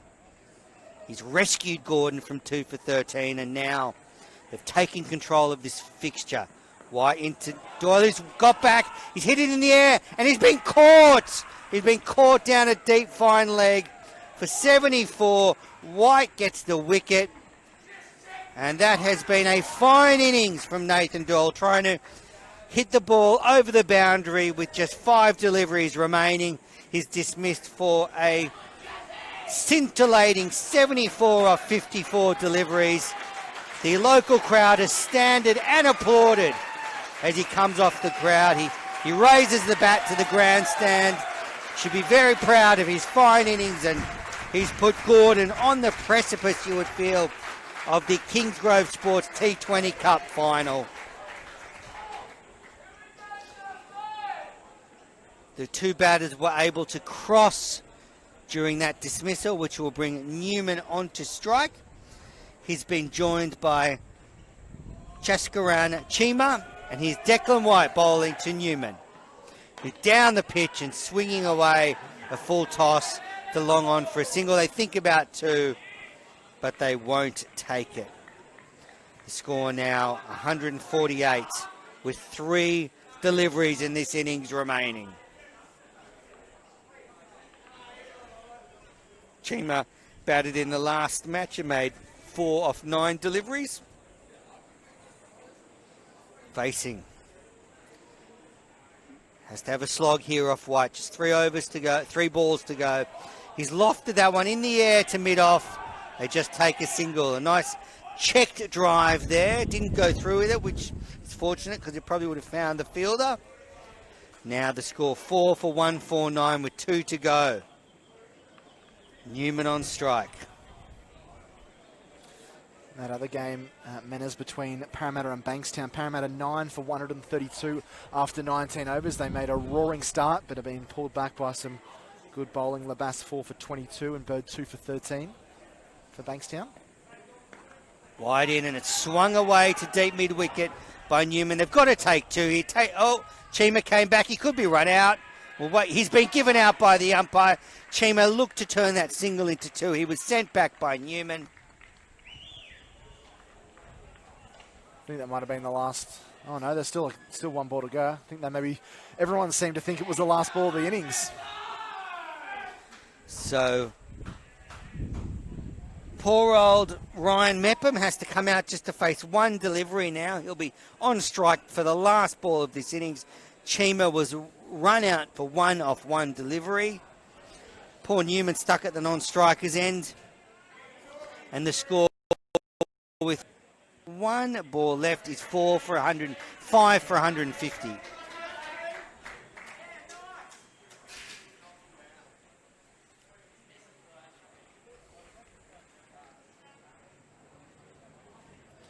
So Ryan Mepham will be on strike.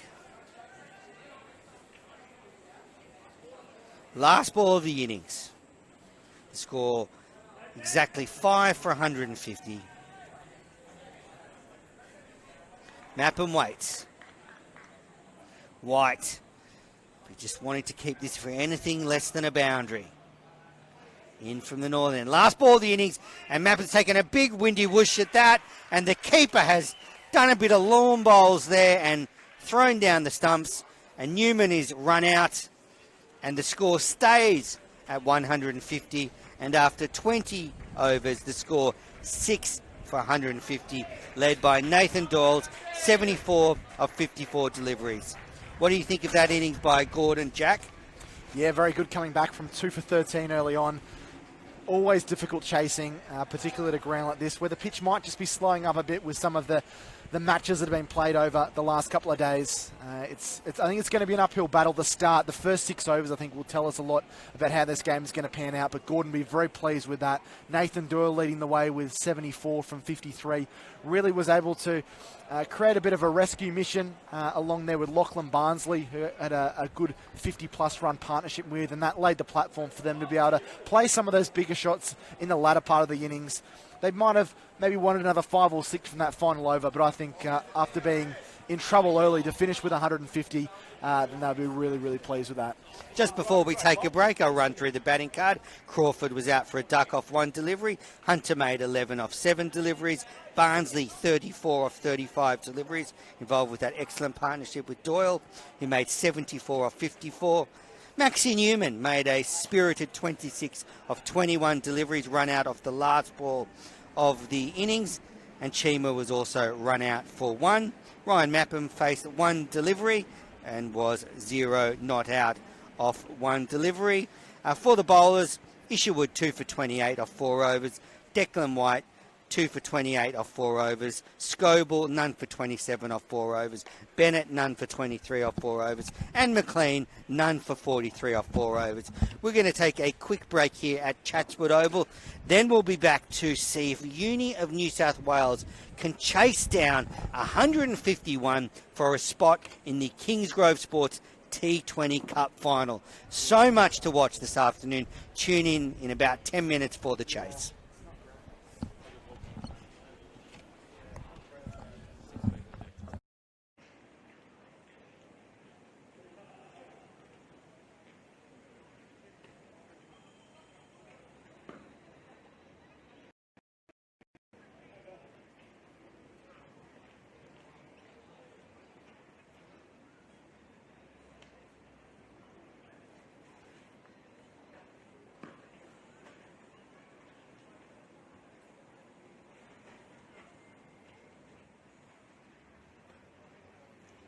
As White comes around the wicket, short and pulled. This will beat the man at short fine leg for 4. Smart cricket there by the Gordon opener. Just step back and didn't try and hit the ball too hard. White into Hunter, forward and driving, and caught behind is a yes! He's gone. Big breakthrough for the University of New South Wales. Hunter, he had a bit of an awkward start as well. As White in, and this is a lovelily punched out to mid-on. And direct hit doesn't attack. Thomas Scoble comes in, a left arm is driven in the air. Dangerous shot, they'll get through for a single, but that's so Josh Bennett into the attack. He's coming around the wicket. This one flicked off the pads, beautifully placed into the outfield. It's a decent run out there, but he is able to, the fielder of the deep, cut it off as they collect. He's very good off his pads, isn't he? Bennett short, this ball pulled beautifully back with a square leg. One bounce into the fence for 4. Nathan Doyle on the Gordon home fence. A very difficult game. Bennett in. This is pitched up and driven out there to point. There's a shy the stumps. There to that fielder out in the deep. Scoble in again. Shorten at the hit. They might get 2 here if they really push. Isherwood coming in from the boundary. Will need a good throw. It's not a bad one, but they still get through for a couple as well. So great piece of running between the wicket.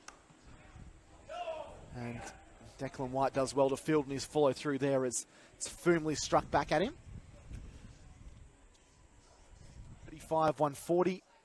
So runs on the board can be very, very valuable. This ball crunched. That's going all the way for 6. A flat 6 there by Lachlan.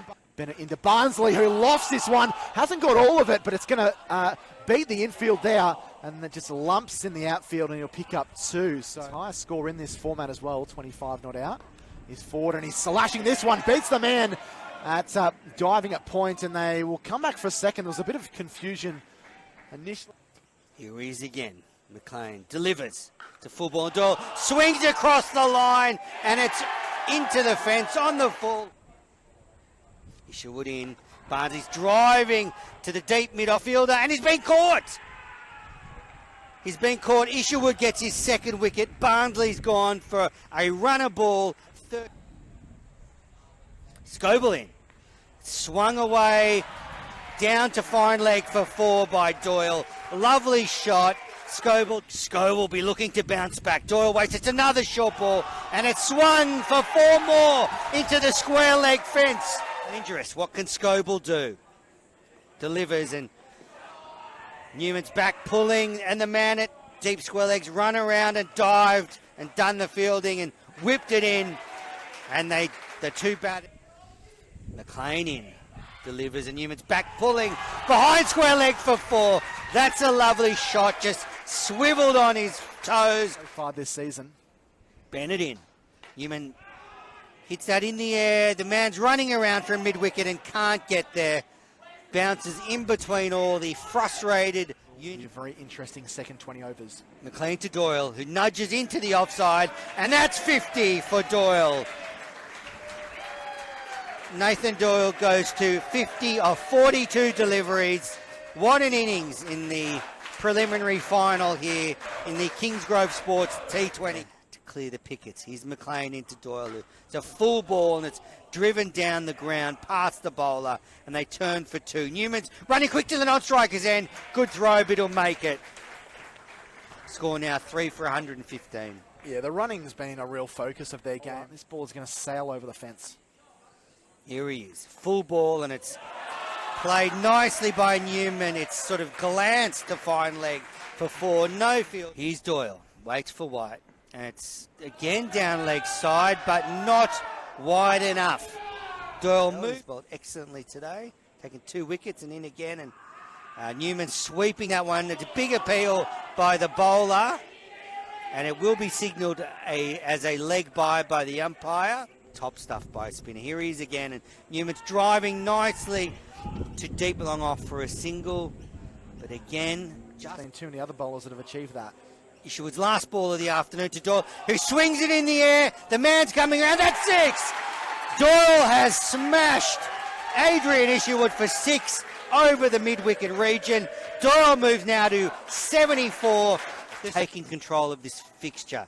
White into Doyle, who's got back. He's hit it in the air, and he's been caught. He's been caught down a deep fine leg for 74. White gets the wicket. And that has been a fine innings from Nate. 13 for Bankstown. Wide in, and it's swung away to deep mid-wicket by Newman. They've got to take two here. Chima came back. He could be run out. Well, wait, he's been given out by the umpire. Chima looked to turn that single into two. He was sent back by Newman. In from the northern end. Last ball of the innings, and Mappen's taken a big windy whoosh at that, and the keeper has done a bit of lawn bowls there and thrown down the stumps, and Newman is run out, and the score stays. Everything that was going on as White comes around the wicket, short and pulled. This will beat the man at short fine leg for 4. Smart cricket there by the Gordon opener to step back and didn't try and hit the ball too hard. White into Hunter, forward and driving, and caught behind is a yes. He's gone. Big breakthrough for the University of New South Wales. Hunter, he had a bit of an awkward start as well. As White in, and this is a lovelily punched out to mid-on. And direct hit doesn't attack. Thomas Scoble comes in, the left arm is driven in the air. Dangerous shot, they'll get through for a single, but that's so Josh Bennett into the attack. He's coming around the wicket. This one flicked off the pads, beautifully placed into the outfield. It's a decent run out there, but he is able to, the fielder of the deep, cut it off as they collect.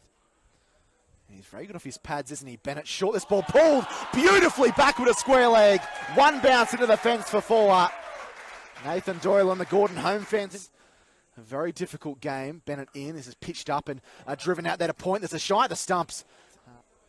There to that fielder out in the deep. Scoble in again. Shorten at the hit. They might get 2 here if they really push. Isherwood coming in from the boundary. Will need a good throw. It's not a bad one, but they still get through for a couple as well. So great piece of running between the wicket. And Declan White does well to field in his follow through there as it's firmly struck back at him. 35-140. So runs on the board can be very, very valuable. This ball crunched. That's going all the way for 6. A flat 6 there by Lachlan.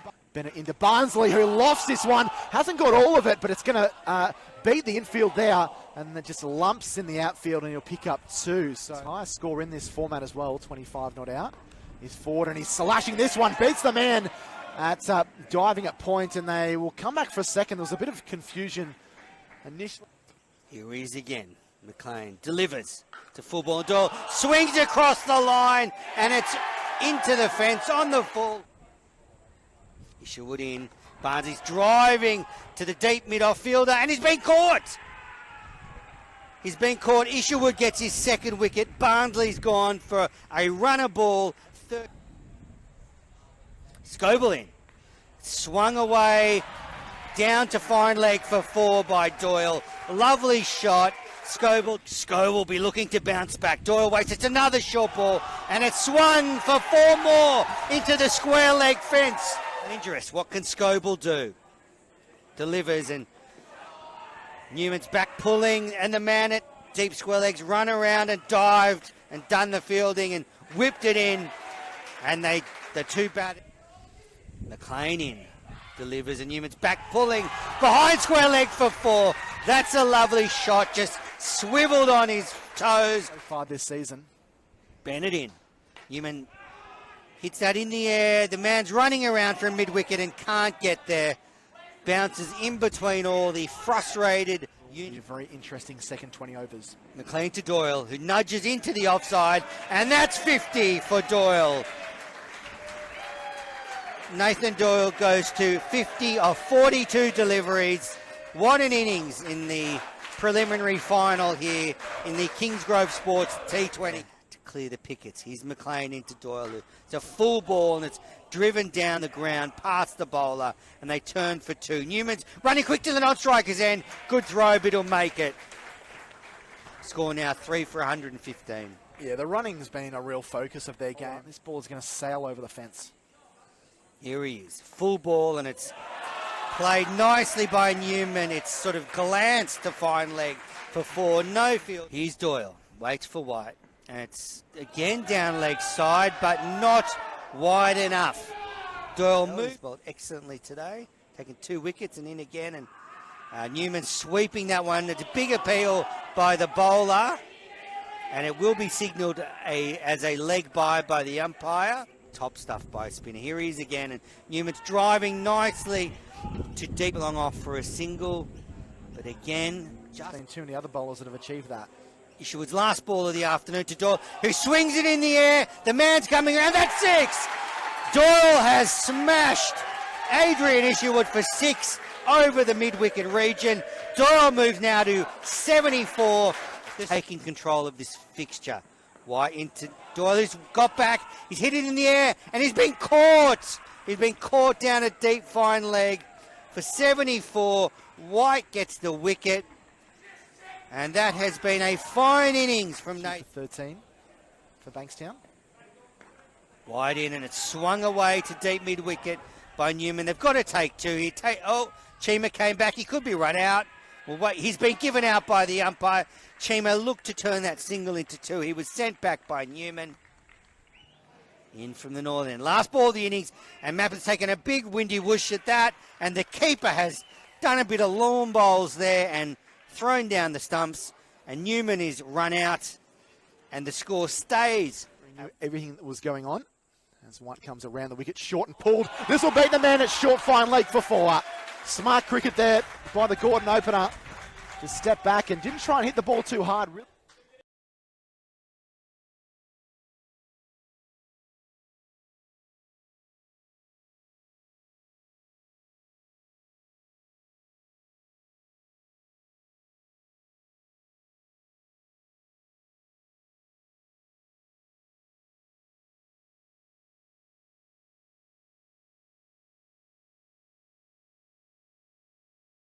Chatswood Oval for the Kingsgrove Sports T20 Cup semi-final.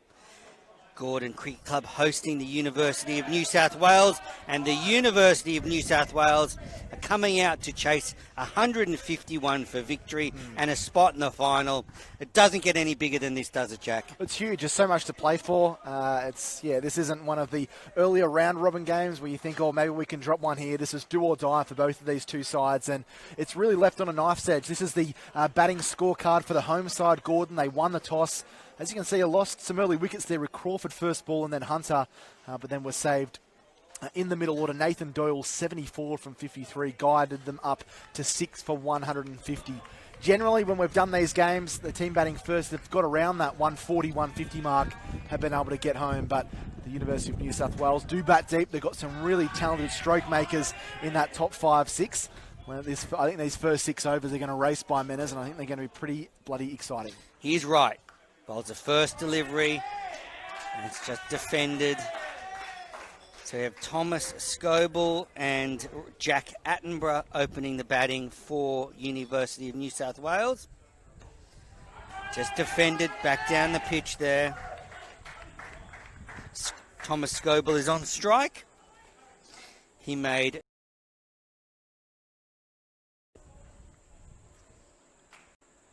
And he's off the mark, just nudging right, behind point on the offside for a single. And Uni of New South Wales are on their way. None for 1 after 3. Yeah, it'll be interesting, Menace, to see what the strategy is for the University of New South Wales, whether they try and use these first 6 overs in the power play with the field up to really try and knock 50 or 60 of these runs off quick, or whether they just try and knock the ball around, try and find some gaps and hit the bad balls away without being overly aggressive. Just played into the deep region in the offside for a single, and Attenborough's off the mark, first ball. Obviously, Gordon's plan here is to try and restrict as much as they can, as well as getting early wickets, hence the spin option for over 1. Scoble waits for right, the left arm. Spinner delivers, and it's nudged to deep long on for a single. But smart captaincy here from Tim Crawford. He knows he can only have 2 fielders out, and he's got one out at that deep kind of cover point sweeping region out there, and then also a man down at long on, Quincy Tittenden, who we'll see a fair bit of today. Attenborough waits for White, and he's beaten, and that could have been a missed stumping chance there by Newman. The ball was outside off stump. He came down the crease just a little bit, and Newman could not gather the ball. So an early life for Attenborough and the University of New South Wales team. That's the end of the first over. None for 3 here in pursuit of 151 for a spot in the final. Tough chance, but a chance you'd hope to take. Yeah, I think so. As a wicket keeper, you want to take those ones. You live for those kind of moments where you get an opportunity to put your handprint on the game.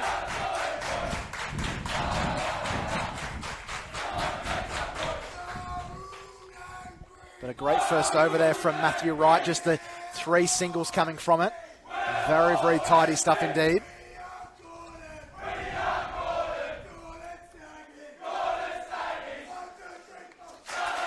Prem Kumar to take up the attack from the southern end. Scoble on strike. It's a short ball. He's slashed it and he's caught a point. He has been caught. Prem Kumar takes a wicket with his first ball of the innings. And Scoble gone for 2. Uni of New South Wales are 1 for 3 here. And the Gordon fans have gone wild. And what a start for Gordon. Yeah, beautiful stuff here. A wicket in the second over, 1 for 3. Scoble probably thought that was a little bit shorter than it was. Okay, bounced up just a little bit. I think the bounce was what did him in the end. And off the replay, looking like he might have been trying to hit that across on the onside. But Scoble on his bike, 1 for 3. Not the start the students would have wanted. They're in a little bit of early trouble here as Adrian Isherwood, the man of the moment, trudges out to the middle.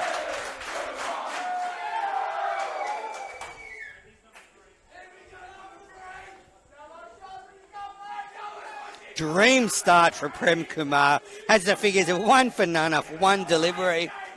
And Isherwood, who bowled so well for Uni of New South Wales, took 2 wickets, 2 for 28 off 4 overs. He's now out there very early. And the Uni of New South Wales need 148 more runs to win this match. Prem Kumar, well, he'll be top of the world at the moment. 1 for none.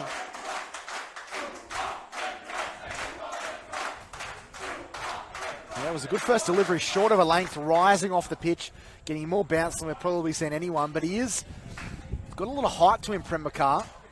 There, and he banged that one in short of a length and gets the breakthrough. Gordon fans are up and about. Isherwood about to face his first ball. It's another short ball. Oh, it was uppishly played behind square, and it's gone for 4. Well, it was uppishly played towards the backward square leg fielder, but it's a short boundary there, and it's run away for a boundary. And Isherwood gets off the mark with a boundary. He's 4 off 1 delivery. Yeah, it was dangerous. It was heart in the mouth type moment there for Adrian Isherwood. Again, fair bit of bounce just on the hip and tucked away. Thankfully, he got it away from the field and picks up a boundary. It was a risky one, though. Prem Kumar in again, and it's a short ball. And Isherwood's up on his toes and playing into the offside for a single. Yeah, really good pace here from Prem Kumar. So obviously getting a fair bit of bounce out of the deck as well, and banging in really nice and short. But I guess on the plus side for the batsman, he is bowling with such express pace that just get a little tickle on that, particularly in these early stages. Good chance for it running to the fence for 4.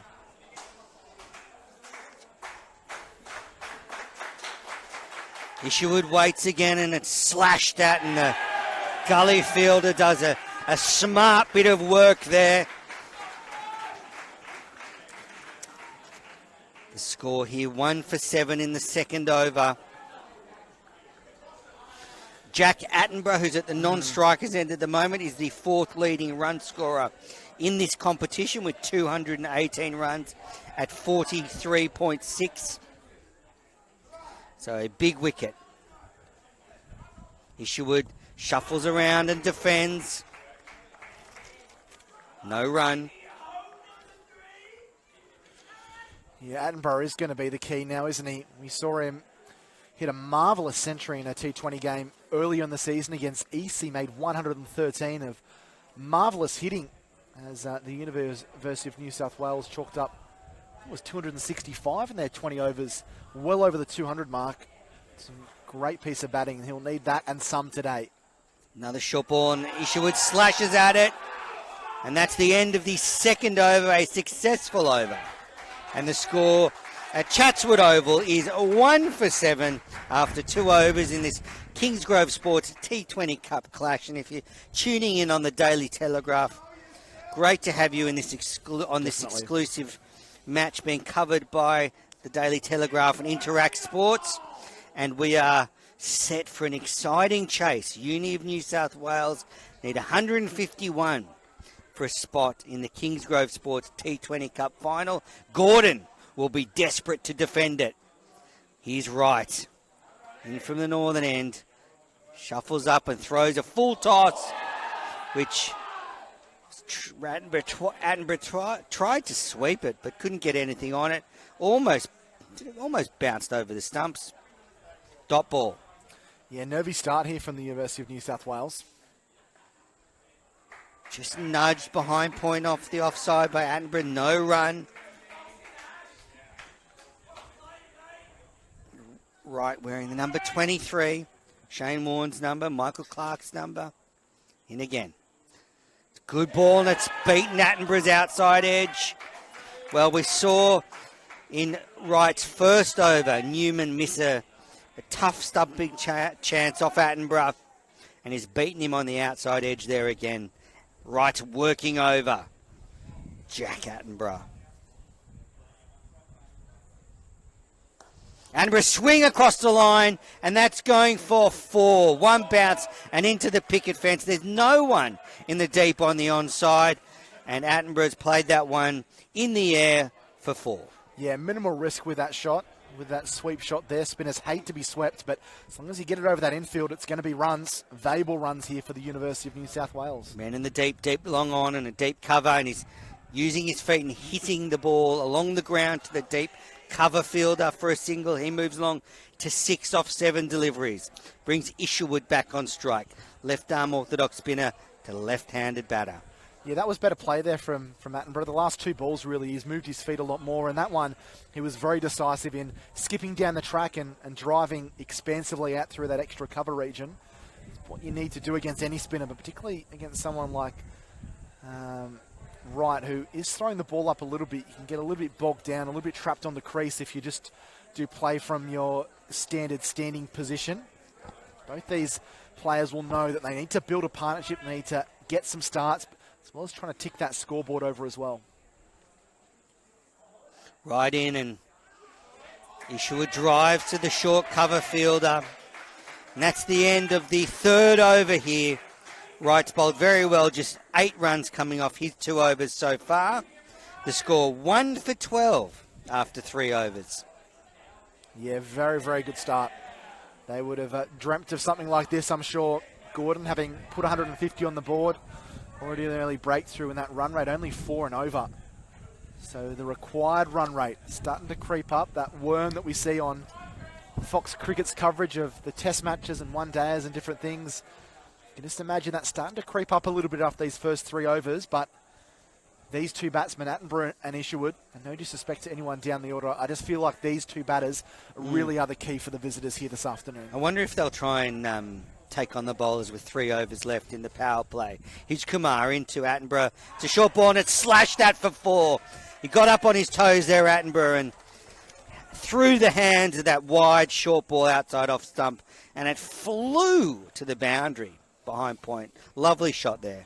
Yeah, it's not too far away from that man that is very backwards of point. He's almost around at a deep gully position there on the inner circle, but he's struck it nicely enough to get it past them both times. He's in the double figures now, the opener. 10 off 8. Prem Kumar in a full ball right in the block hole, and Attenborough was up to the task. Applause coming from the Gordon fielders. They want to play in the final. It's a huge game for Uni of New South Wales as well. They've never, until this season, been in the finals of this version of the grade T20 competition. So just getting here is a huge achievement for UNSW. Here's Kumar in again, and it's slashed that, and 6! Beautiful shot, hit on the full by Attenborough, straight to the big tree over the point region, and wow, what a shot. It's beautiful. He just carved that, didn't he? Just stepped the foot out to the pitcher delivery, and yeah, really just clocked that square of the wicket. It was a lovely square drive. And some valuable runs coming. I feel like off I the should know Willow what sort of Battenborough. tree that is, but I'm not very good on horticulture, so I can't. But I feel like I think Chris McPherson can come. He'll be able to tell us. Kumar in, and Attenborough lets that very wide delivery go, and yes, the umpire wearing the McDonald's Premier Cricket shirt has raised the arms. Well, it just takes I'm one. thinking about dinner, that's why I brought up McDonald's. It just takes one big over, Menace, doesn't it, to change the complexity of a game. 11 already off this over and only 3 balls into it.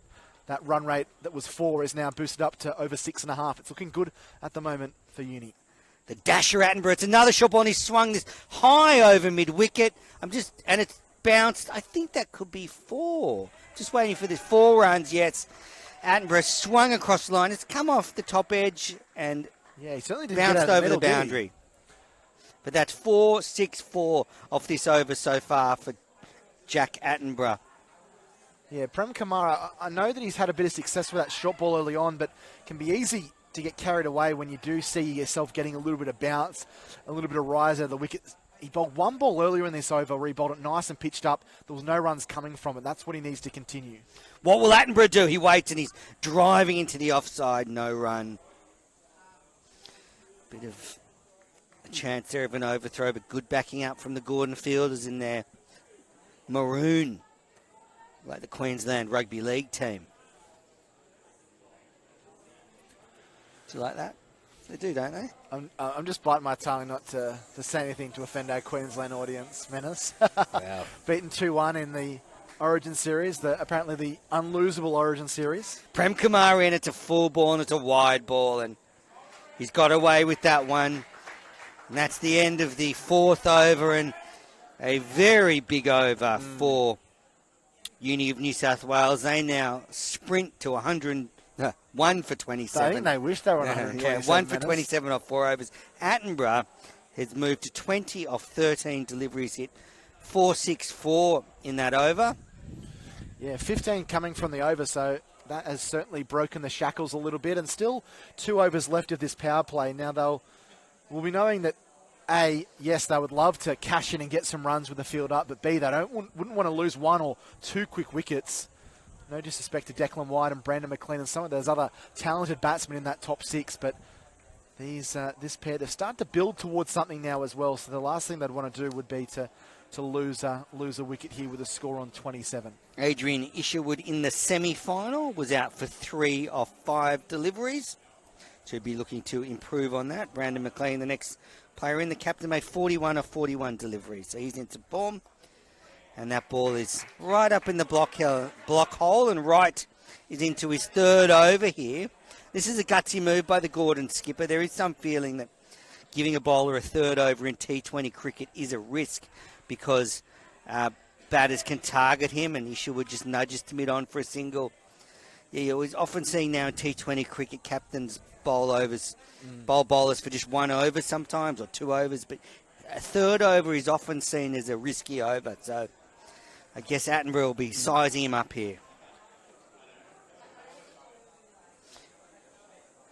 In again, and it's a full ball and driven to point. The fielder dashes around there and keeps it just at 2. Oh, there could be a run out here, but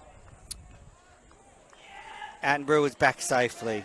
Good running. They turned what was a comfortable single into a quick 2. Well, Tim Crawford probably feels that Wright's pretty much put the ball in a dime so far in this spell. If he can eke another over out of him and only maybe go for 5 or 6 at the worst, then that's going to pay dividends for them further down the track. Yep, Wright's got good form coming off the semi-final where he bowled 4 overs, 1 for 21. So it was a miserly T20 bowler and just beat Attenborough there in flight, who drove uffishly, and it was deflected by mid-wicket to mid-on for a single. Takes Attenborough along to 23. Isherwood on strike now. Still trying to find his groove, I feel, here, Isherwood. He's mistimed a couple. He's tried to hit the ball probably a little bit too hard rather than trying to time the deliveries. Driven to the deep point fielder for a single. That was well timed. Yeah, that was. The last 2 balls, he's a little bit more settled. He hasn't tried to hit the ball quite as hard. Obviously one of those players who likes to go after the bowling. Likes to score quickly. Right in, around the wicket. Attenborough on strike. It's thrown up there and beat the batter, and that's the end of the 5th over here at Chatswood Oval. Score 1 for 32. Jack Clifton stepping out of the commentary box. I'm going to be joined by Chris McPherson in a moment. And I just wonder how vital that chance is that Max Newman missed in the first over, where Attenborough shimmied down the pitch a couple of paces and then missed the ball. And Newman had a chance at what would have been a tough stumping, but he missed it. And now Attenborough's dashed to 23 off 16 deliveries. So that could shape as being a vital missed opportunity by Newman, who batted so well. Now Chris McPherson has joined me in the commentary box. Welcome, Chris. It's 1 for 32 after 5 overs and nicely set up. It is nicely set up. It's a good contest we've got on our hands here. Attenborough, obviously the key man, as you talked about there. Hopefully for Gordon's sake, they won't rue that missed opportunity, but he's looked impressive so far, and you think if he goes on with this, then UNSW are certainly in the box seat if he can post north of 50 minutes. That's right. Now there's been a change in the bowling. Titterton is being brought on to bowl from the southern end. Interesting to see the different way the two sides. Quincy Titterton. It's a mouthful of a name, isn't it? Interesting to see the different way the two sides are going about it. We saw lots of singles, very few dot balls in the Gordon innings. 23 dot balls in their entire innings. We're already up to 16 dot balls for UNSW, but they're finding the fence a lot more frequently. Mac is also our statistician, it would appear. Up the back there. Taking very detailed note. Here's Titterton into Isherwood, who's beaten down the yes, and it's a wide. Umpire signalling there, and that's another extra. Oh, Isherwood's tried to help the umpire out there. Now, I don't think opposition players like it too much when the batters try to play umpire as well. Generally frowned upon a little and not taken too well, but you're not really given any margin for error down that leg side as a bowler in T20 cricket. It's just kept out by Isherwood, and Attenborough thought about a single, but sent back, and there was a flash at the stumps. That might have been close. Certainly keeping him honest when he's backing up there. That was Nathan Doyle shying at the stumps. Been in everything today. The key to the batting innings for Gordon. He's taken a catch already. Titterton in, and Isherwood's again just cramped up there, and it's played into the offside. This has been a good start by Titterton, right up in the block hole.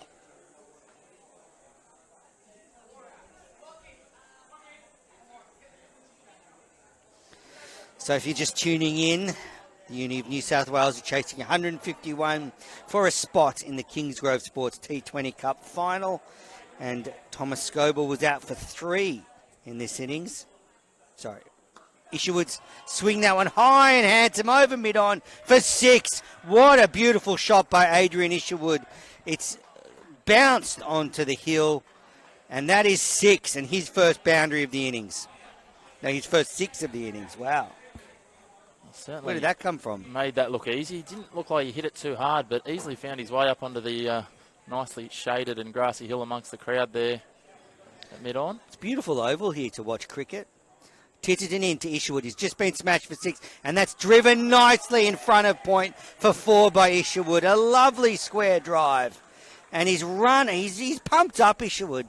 When he hit that 6, he ran up and exuberantly tapped the ground at the non-striker's end, and he's just run around past the stumps at the non-striker's end, so he's fired up.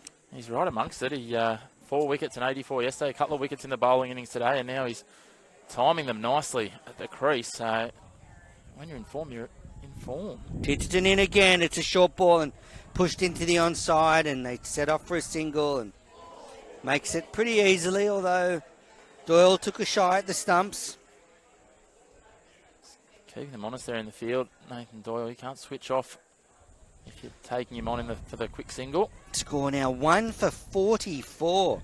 And the run rate's really spiked in the last couple of overs, and this is exactly how you want to end a power play, isn't it, Chris?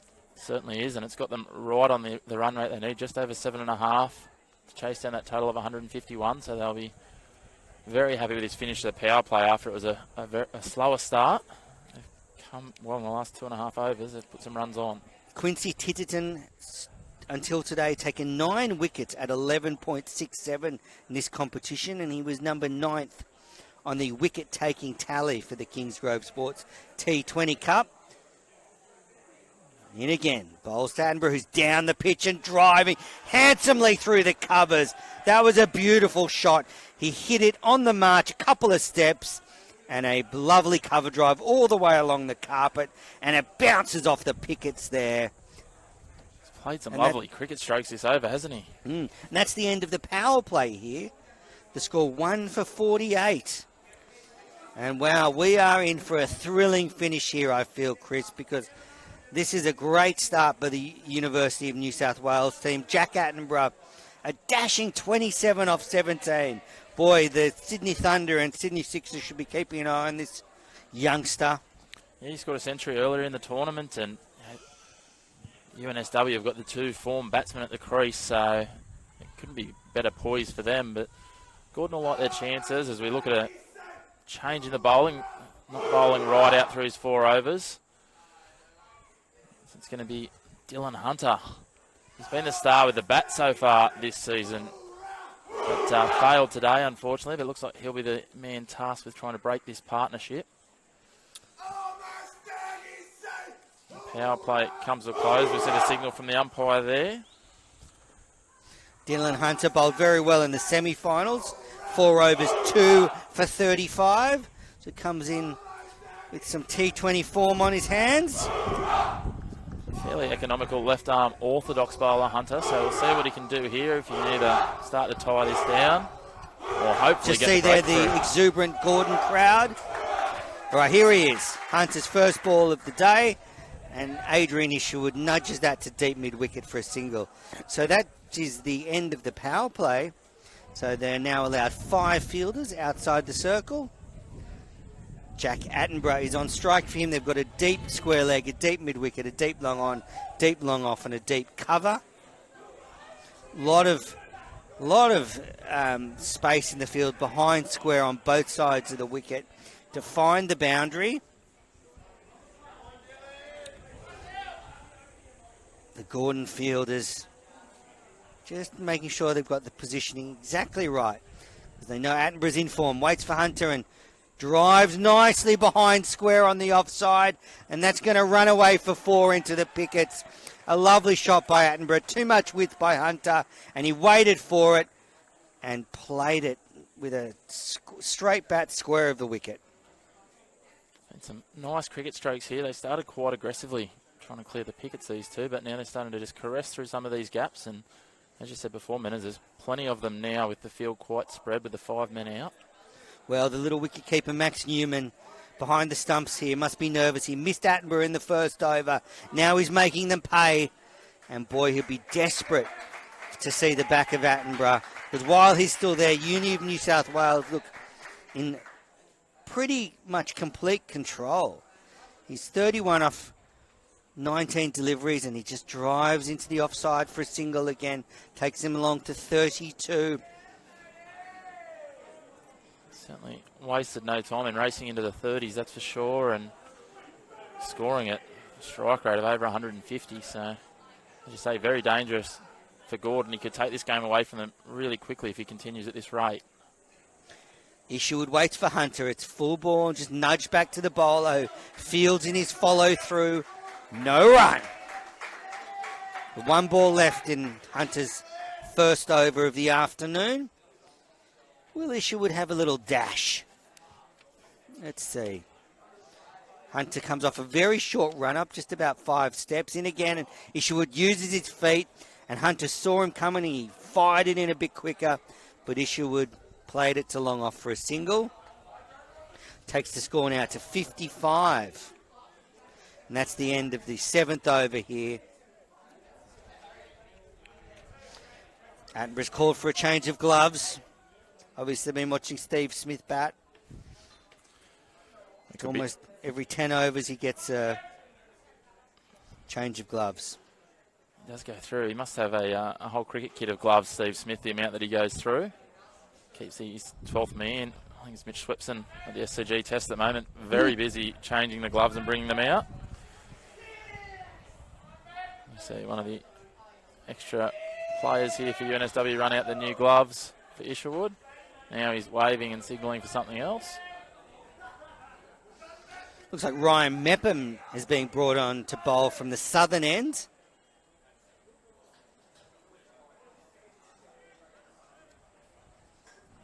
And they're waiting for the sight screen to be moved. It would appear there are no attendants at the southern end to move the sight screen. So just while that's happening, Chris, I'm just curious where you think the game will go from here. It seems like Uni of New South Wales are in pole position here to chase down this target of 151 and find themselves in the final. Well, certainly if Attenborough can continue his form, as we said, striking at 160 at the moment, 32 off 20 balls, and then the others can just support around him. They've got plenty of batting to come. Brandon McLean, Burns, even Sutphen Hassan, who can get the ball away. He doesn't mind trying to clear the boundaries. You didn't include Declan White there. Any reason? No, I just overlooked him. So I've just seen a bit of McLean and Hassan previously. So I know both of those can clear the boundary. McLean did quite well previous to his time at UNSW with Randwick. Mepham now to Isherwood. It's a full ball and driven to cover. Didn't time. Oh, there's confusion. Oh, there was almost a run out there. We'll see. He was played into the cover region. The batters weren't sure what to do. Isherwood was halfway down the pitch, but then the cover fielder misfielded. Was that Hunter? So a chance there for Isherwood, you feel. If that had been thrown back to the keeper, he was stranded. Second ball, and this time there's no hesitation. They set off for a quick single.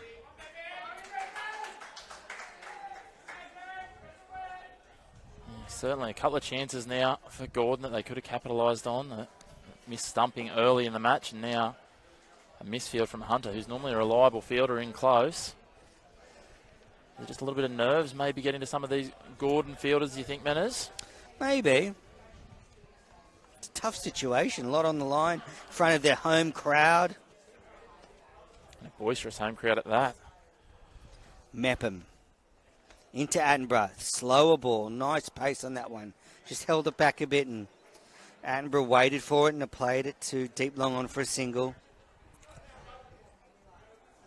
Both sides would be very aware of the history of the clubs and the lack of silverware in recent years for both teams. So going back to 2005 was the last silverware for UNSW, in the early 90s for Gordon. Ooh, it's a long time. Mepham bowling to Isherwood, who slashed at that but didn't time it and almost ran back onto his stumps. Just under edge that one. Mepham in, it's a quicker ball, and Isherwood has reverse swept him for 4. That's a beautiful shot. He's changed the hands around and reverse swept it. Plenty of time there and made that look very easy, didn't he? Beautiful cricket stroke, as you say. And score now 1 for 61. 1 ball left in the 8th over. Isherwood now goes to 24, and Gordon need to break this partnership. Mepham in again. It's thrown up, and Isherwood advanced very early. And Mepham, there wasn't much pace on that ball, but they managed to pick up a single. The score now 1 for 62. The run rate 7.75 after 8 overs. Jack Attenborough's 33 off 21. Adrian Isherwood 25 off 22. Mepham none for 7 off 1 over. And if you've been watching the KFC Big Bash, you'll know Dan Christian has been doing very well for the Sydney Sixers. Well, he used the Kingsgrove Sports T20 Cup as his warm-up for the Big Bash, played for the University of New South Wales. Seems to have paid off. He's striking them very well for the men in magenta. And I wonder what some of these players learnt off, playing with one of the best T20 cricketers in the world. I mean, Christian's won more competitions than just about any T20 cricketer, so they must have picked something up. You would hope so. Hunter in. Is he inspiring them now? And Isherwood drives it down the ground for a single. They've certainly had a great opportunity, the UNSW side, not only him, but also Chris Tremaine, who's been a strong performer for the Thunder over the last couple of years as well, and has appeared in a couple of games, I think, as a concussion substitute the other night. To have that sort of experience around the traps early in the T20 season would be great. Hunter in. And Attenborough's tried the reverse sweep. I don't know if he's made any contact, but the keeper did not get a glove to it, so it's run away towards the third man region. And yes, it would appear that Attenborough did get a faint tickle on that, Chris, and they get 2. I think it must have been the faintest, but only just deviated, and as you said, couldn't quite be reeled in by the keeper.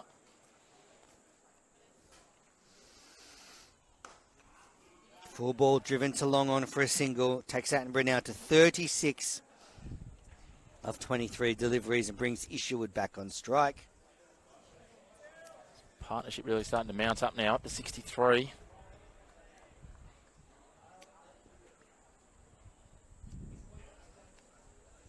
Hunter in. And swung away on the onside for 6 by Adrian Isherwood. A classic conventional slog sweep. And, well, Isherwood has signalled 6 from the batting crease. And I can't imagine he's winning too many friends out there. I love it. But he's a showman. He's an entertainer. And he's dashed to 32 off 24 with that slog sweep for 6. Entertainer he is, but he's certainly silenced the Gordon fans that sit behind us. They've been rowdy all day until this point. He waits again for Hunter and he plays to the cover region, no run. We'll see here. He swings across the line. Beautiful slog sweep. And we just didn't see it there, but he signalled 6 from the crease. Sort of thing I would do batting, but I was never very popular. Here he has done it again, and that's 6 more. Second one for the over. Adrian Isherwood, and he signalled 6 again to the crowd. Boy, there is a bit of feeling in this. Hello, there we go. He signalled 6 again. There's a lot of spice in this. Isherwood may have to get out of here pretty quickly. It certainly is, yes. I don't think he'll be making too many friends out in the field or in the grandstand here with the Gordon supporters. That's the end of 9 overs. The score 1 for 78 here. Isherwood has overtaken Jack Attenborough. He's now 38 of 26. Jack Attenborough's 36 of 23. 2 massive sixes, both hit over the mid-wicket region of Hunter's last over. His figures are blown out. None for 23 off 2 overs. Sparkling batting by Uni of New South Wales. Their run rate's at 8.67, and they are well on their way to the Kingsgrove Sports T20 Cup final. Gordon look like they're going to be ousted in front of their home fans. The giant killing bumblebees, as we see the replay of that 6 there. Both of them almost to identical locations, and that 6 did see them pass halfway with only 9 overs gone. So look, there he goes, the big signal to the crowd. Pretty sure some of the players would have made it clear that they'd like the umpire to do the umpiring and the players to do the playing. And we're just waiting. They're taking out some gloves to Jack Attenborough, or just one glove. Oh, it seemed like Attenborough was given 2 left-handed gloves, so he didn't have a right-handed glove. One way of trying to get out of 12th man duties. Don't do it very well, you reckon, Menace? Well, that's a good plan. Now, here's Attenborough, waits for Mepham. Throws it up and it's cut behind point on the offside, and that's going to smash into the pickets for 4. That was a short ball by the leggy, or smashed away. Offie. He's an offie. Yeah, I think so. I don't think Jack Attenborough's got too much concern which way he's turning it at the moment. They're both finding it very easy. They're seeing them well out there. It's a wide delivery, and Attenborough's crunched it. He's on 40. Again, he's down the pitch driving. Full toss, and the player at deep long off comes in. The score now 1 for 83. Attenborough 41, Isherwood 38. And Gordon, well, they can see the writing on the wall. If they don't get a wicket very soon, they are going to be knocked out of this competition. And Uni of New South Wales, the unfancied Uni of New South Wales, who just snuck into the top 4 in this conference, will be in the final. Here's Meppermin. Throws up and it's driven delightfully through cover by Isherwood, but they just get a single. Oh, mix up in the field. Isherwood looking to sneak a second. He's sent back by Attenborough. They certainly played some beautiful cricket strokes here, the pair of these, and you would think with the aggression they're going, the two of them are trying to race each other to see who can be the first to score their 50. Both of them creeping up either side of 40 now. Attenborough waits. Meppermin just nudged onto the onside for a single. He's got an interesting action, Meppermin. You can see he's got very wristy off-spinning action. He almost comes over the top of the ball rather than sort of along the side like you're bowling a traditional off-spinner. Very different release, isn't it? Here he is in again, around the wicket to Isherwood and driven to deep cover for an easy single. He just ambles up, takes him into the 40s. He's now 40 off 28.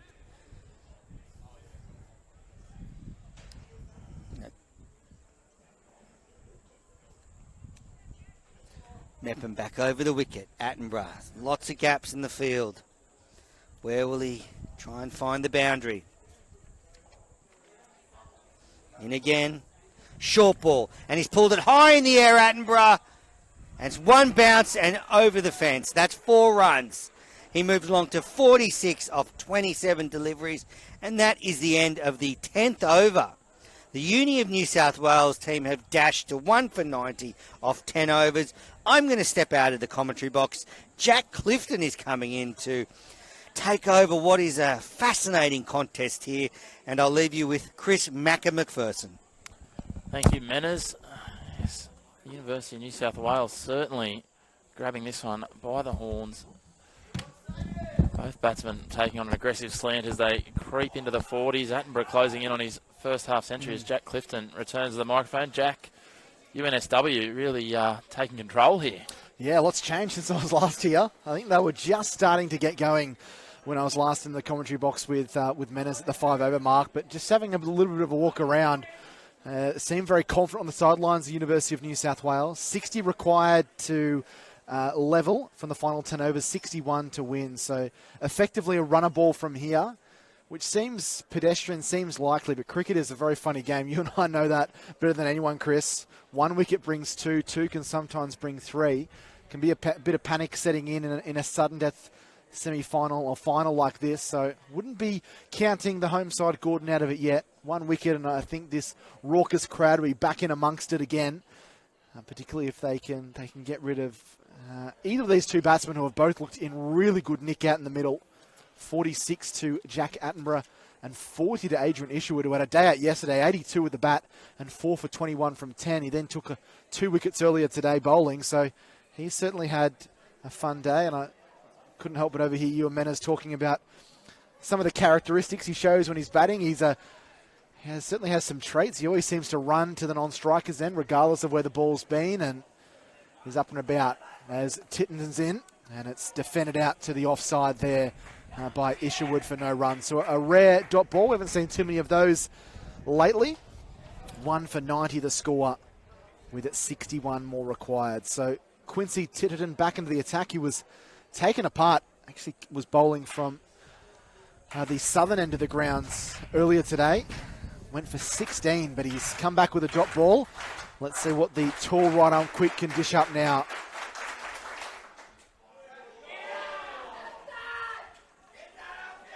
That'll be a dot ball as well. Rising delivery.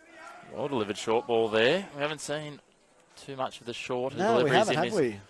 We did see 1 or 2 attempted in the first innings, but they just didn't seem to get up. But Titterton with a little bit of height and that sort of slinging action as he came through. Got a bit of bounce. That said, Isherwood not the tallest of batsmen at the striker's end there.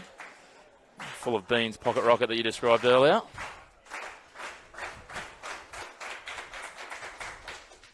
Isherwood there slashing this ball backward a point. That's 4. Thuds into the fence.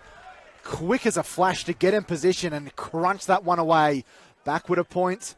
And Adrian Isherwood continues along his merry way, doesn't he? 44 from just 31 for the Dynamo number 3. The Uni boys are 1 for 94 in the 11th. You can't give either of these batsmen any width outside that off stump. They've both shown they're quite strong on the cut stroke. And there's another one that raced away. The fielder was only probably 4 or 5 metres from where it hit the fence, but didn't have the time to get there. What will Titterton's reply be? Short, this one cut over the top of the keeper, down towards the boundary for 4 more. So back-to-back boundaries. That one not as convincing. Didn't really move his feet too much to it, did Isherwood, but he slashed hard and got a thick edge past the keeper and past where regulation first slip would have been for 4 more. 48 to Isherwood. And these runs required are dropping by every ball now. 98 for 1. They're cutting them either side of Saggers there at deep backward point. And Titterton's going to need to find a response here if he's going to stop Isherwood from reaching his half century. He's only 2 shy. And he beats the keeper again. This one bouncing in front of the wicket keeper there. They'll come back for 2. And this is a wonderful half century to Adrian Isherwood, coming off just 33 deliveries. He came in a very difficult position with his side 1 for 3. And good to see the respect from the Gordon fans. They've had a little bit of maybe not a love-hate relationship, but a bit of a love fest with Adrian Isherwood. They were giving him a bit of banter when he was fielding, and they've been pleased to, well, maybe not pleased to see him get a 50, but they're going to show their congratulations to him. It's been a wonderful knock, and that's deficit down to 51 from 55. Don't know if there's too many people that could see this coming. Titterton in, and this one crunched, and that is going to go down for 4 more. Adrian Isherwood, he can't be stopped at the moment. Look at him.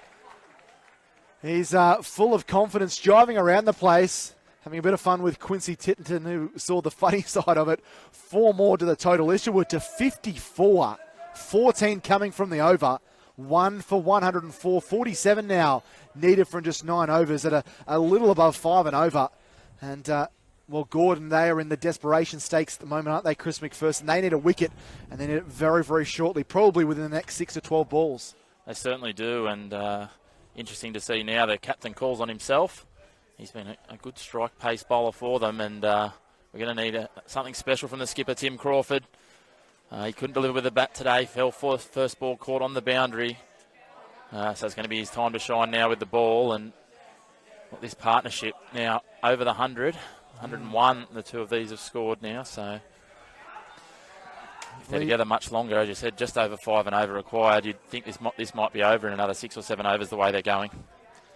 Yeah, they've been crashing the ball to all areas of the ground, even despite it not being the power play not being in effect. Plenty of fielders out in the fence, but hasn't stopped anything. They've taken at least 1 boundary off every over since the end of the power play, and that's been crucial for them. So, I mean, as we see Crawford come in. Well, 26 runs off the last 2 overs as well at 13 and over. When the required run rate's a little bit over 6. When you're scoring 13 and over, it's going to bring it down pretty quickly as we see a single off the first ball of the over. And let's not take away Jack Attenborough. He's played a very exciting innings of 47 off just 28, but he's been playing second fiddle in these last couple of overs. It's been the Adrian Isherwood show with 54 from just 34 deliveries. It's been a little swings and roundabouts. One will take control for a couple of overs before the other jumps in, and they sort of racing each other along. In comes Crawford, and this ball slashed over the top. There was a chance there to the man, and it's just been stopped inside the boundary, so they'll come back for 2 more. Good piece of fielding on the fence there by Quincy Titterton. He's a little bit annoyed with himself there, Adrian Isherwood. And the fielder... Dylan Hunter, another error in the field from him. It was a tough chance. It was, yeah. But unfortunately, I think when you're in these kind of positions, Chris, they're the ones you want to stick. He did well to get up there. Got plenty of vertical jumpers, which is one of the terms that basketball fans will know a lot about. Good ball there. Just leaves us to it a little bit. Seams off the wicket. He seemed to get a full hand of that last one, Hunter, so I think he'd be very disappointed. He's normally a pretty strong fielder, so not his best day out. Fell very cheaply. Normally one of their key batters as well. His bowling's been pretty solid, but like all bowlers, he's been given a bit of treatment by these 2. Yeah, they've certainly come out and have been swinging incessantly lately. And that's a no ball. And so this is going to be a free hit now. So not only is 1 added to the total, not is only another ball added, it's the free hit. And Adrian Isherwood is not the kind of player that's going to miss out too many. It's a shame as well because it was a good follow-up from his previous ball there, Tim Crawford. Again, just pitching and seaming away. And it's looking as if the winner of this game will be facing Bankstown. We'll get Chris to give us those scores after this delivery on the free hit. He's slapped this one in the air. Hasn't got all of it, but it's going to go to the fence for 4. Seemed to hit quite high in the bat, but he placed the ball nicely, and it rolled into the fence down there, a deep mid-wicket for 4 more. So Isherwood continues to torment these Gordon seamers, and he goes along to 61 for 112. Yeah, the match at Bankstown Oval. Bankstown now needing 27 to win with 9 overs in hand. It's been Zishan Ahmed scoring 51 at a strike rate of almost 200. Isherwood pulls this safely, angled the bat down to make sure it didn't travel in the air, and picks up the single out in the deep. Still 1 ball remaining here in Crawford's over, so already 9 coming from it. So 35 at the moment from the last 2.5 overs, so effectively scoring at a run every 2 balls, this pair. And 38 required from just a touch above 8 overs here.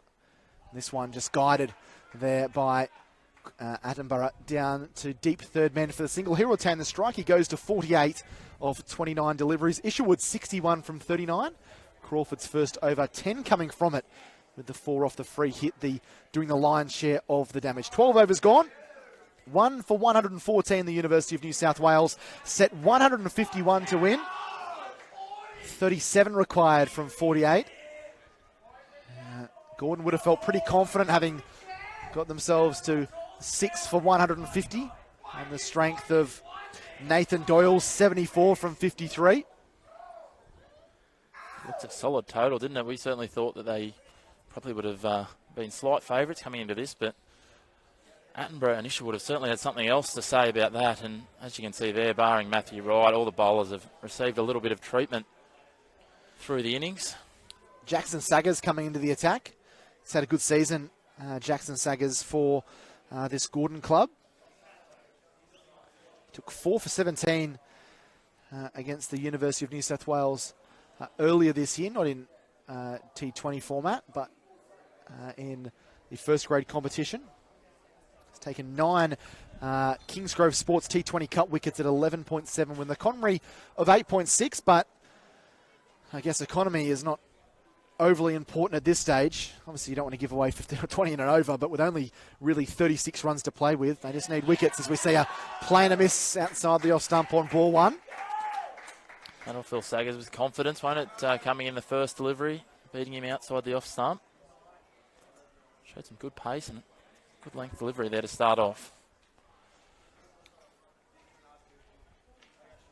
As you say, they're certainly going to need a breakthrough here, Gordon, because if they can't get the breakthrough, it's almost a lay down for UNSW from here, needing less than 5 and over. Yeah, it's a real walk in a park for them. They could do it in a canter, really, if they can stay in.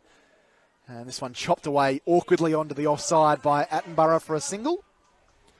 Brings Isherwood onto strike, 1 for 115. And what's been impressive has been the batting in this second innings. We saw Bankstown facing an awkward chase of 132, probably one of those totals, an in-between total that we talk about in T20, Chris, which can be a little bit awkward. You don't know whether to go out guns blazing. You don't know whether to perhaps be a bit more defensive. They're on the verge of victory there. And here we thought 150 was a match-winning total. But I guess we didn't factor in Adrian Isherwood and Jack Attenborough at the top of the order, basically hitting the cover off the ball with some of these shots. Saggers comes into Isherwood, who's trying to paddle that one around the corner. That will be a wide. It certainly doesn't help Gordon's cause. Yeah, certainly Adrian Isherwood in some magnificent form. What a weekend it's been for him. Almost 150 runs now. He only needs a few more to have tallied that for the weekend, and 6 wickets. So there's not too many better weekends than that. No. I think there'll be maybe a bit of bragging around the water cooler tomorrow for Adrian Isherwood. Certainly be entitled to a couple of celebratory ales tonight after this, especially if you can steer them home and stay out there. Yep, I think across there at Kensington and Randwick, they'll be celebrating. And this ball has been slashed over the top. I think if he's hitting it in the head, actually, hasn't hit the bat. He's in a fair bit of grief, actually, is Adrian Isherwood. And we saw a player have to retire hurt earlier in the Parramatta game, so we really hope that Adrian Isherwood is okay. He seems to be in a lot of pain at the moment, and I believe he took that full on the side of the helmet. I don't think he got any bat on that. Look at the ball flew as well. Yeah, it's hit him in the grill, it looks like. It'd be nice to see a slower replay than that, if that's possible. He's back to his feet, which is positive. I thought it was grill first. You could be right on the side of the grill there, just around the bit of the grill that covers the cheekbone almost. That just shows exactly why they do wear helmets. And what's the go with the concussion rule here, Chris? Is he going to be forced to go off here, or is it going to be fine for him to continue? Well, I think I've also got some people out there treating him, and normally you'd hope there was a doctor there to make a call on it. But it's an interesting situation, isn't it? Someone's going to have to make that call on whether or not he's fit to continue on. Normally you'd think they'd at least take him off for an assessment, and certainly with the game well in hand, you'd think that might be the better decision. But they're just taking their time here, having a look. He seems to have gotten his composure back. He's well and truly back to his feet and having a conversation out there. So certainly you'd think he'd at least have at a bare minimum a change of helmet. He's tucking the gloves under his arm, so that would make you think he's... Looks like he might be coming off, but now he just looks as if he's just examining the helmet and examining the damage that has been done there.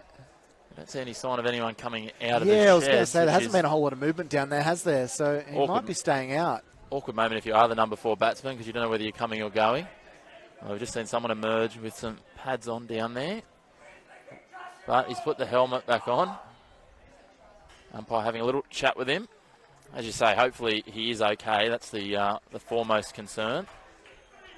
It's not the pretty side of cricket. But no, not at all. And he actually advanced down the wicket to Saggers as well.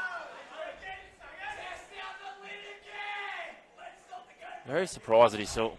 Normally if we see an international game or the Big Bash, they'll straight away have a replacement helmet. Understand that not all of these players would necessarily have one to hang in.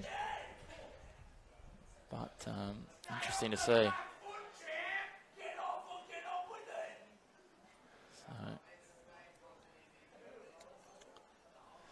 So Isherwood will face the music. What Saggers going to do here is the old 1-2 trick. You throw the Yorker in now, or is he going to test him out with another short one?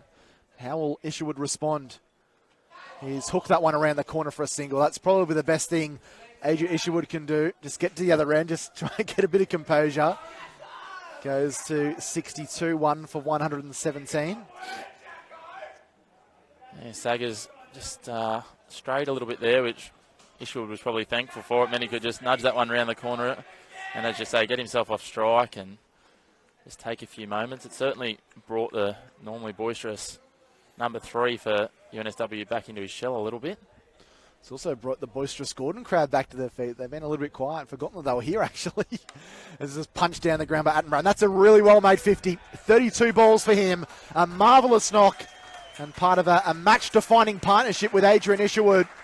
Both have reached half centuries and put the University of New South Wales in a very strong position to try and work themselves into this Kingsgrove Sports T20 Cup final. 1 for 118 now with Attenborough 50 off 32.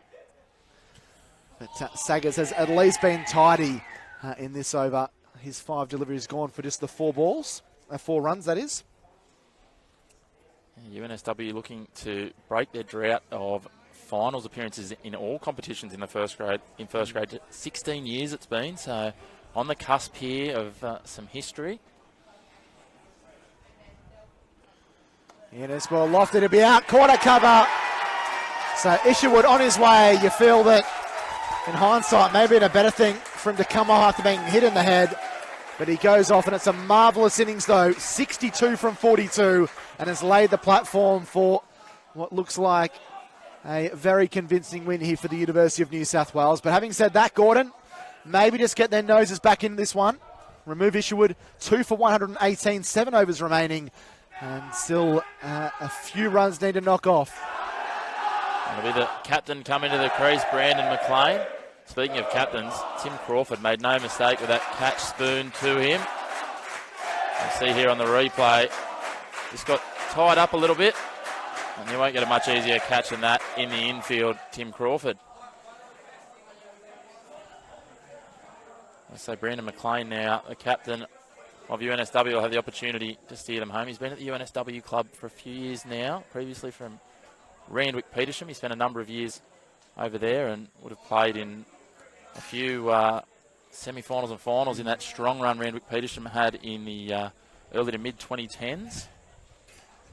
Probably the best player to come in, Chris. I'm not about to say that there's going to be a whole avalanche of wickets, but you lose one wicket, sometimes 2 or 3 can fall quickly. Probably good to have an experienced head in there that knows what needs to be done from this stage, rather than maybe one of the younger members that might get a little bit flustered.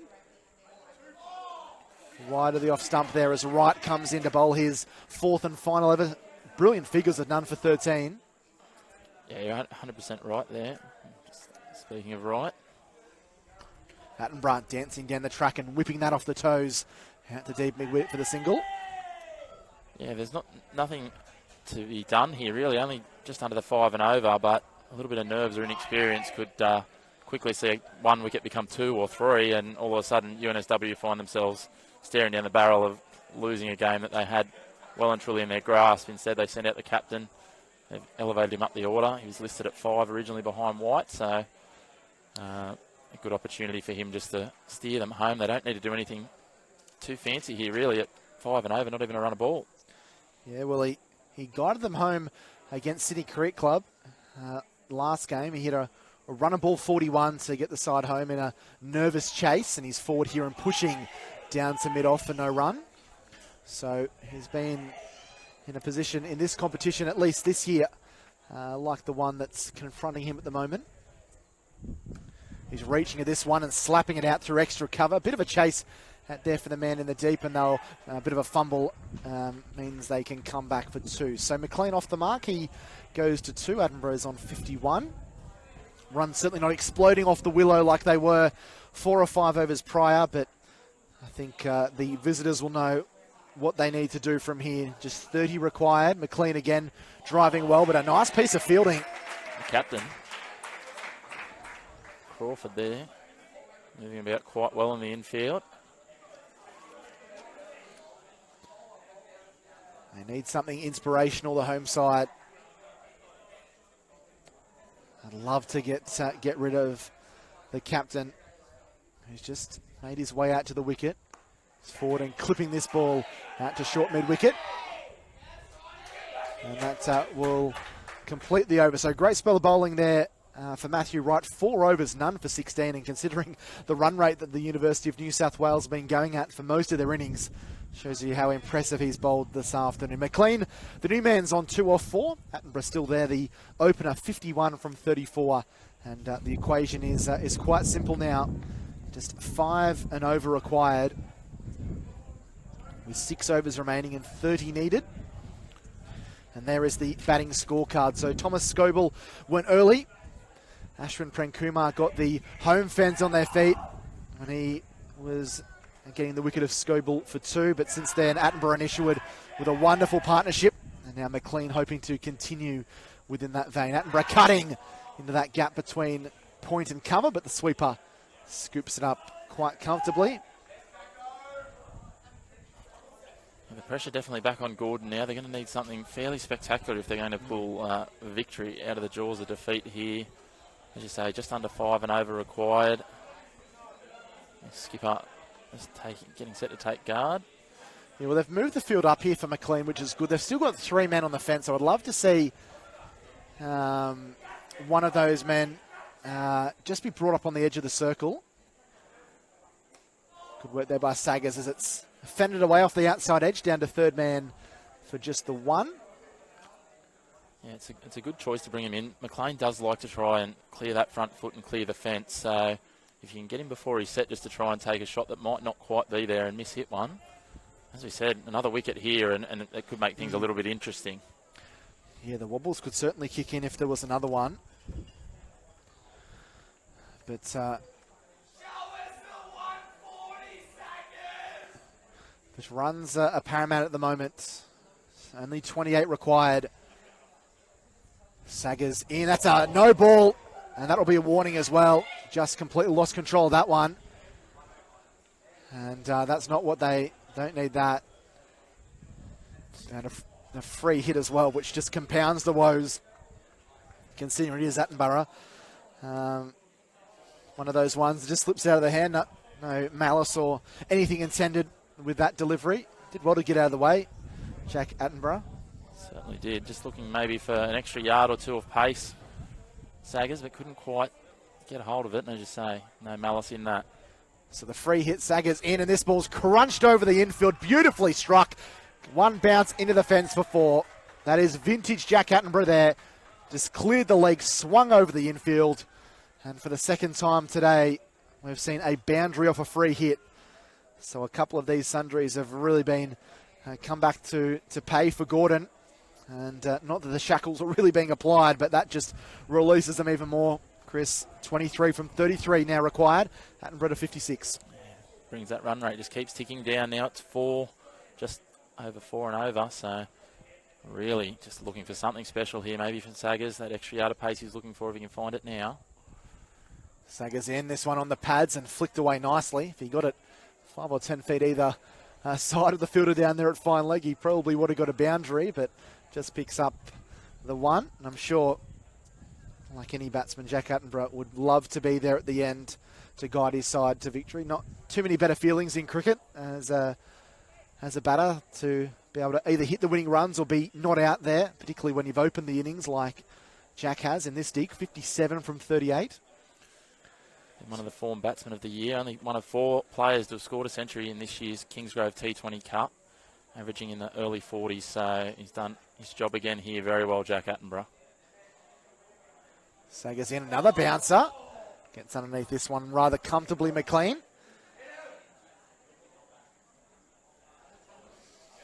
Played that very well, got down into a very deep crouch, didn't he? Just wonder, Chris, whether Gordon have missed a trick here with Jackson Saggers. We've seen him bowl very, very well in this 11-ball spell we've seen from him so far. I know there's lots of other bowlers that have been afforded opportunities, but maybe bring him on a touch earlier. He could have caused a few little issues for some of the top order of the University of New South Wales. Saggers in, McLean again bouncing on that one, and that'll be a wide. Saggers not happy about it. Seems a little harsh. McLean not a short man, and well, he ducked right down into that. The rule being the second short ball of the over, saying that it's gone over and above his head. A look of it. Yep.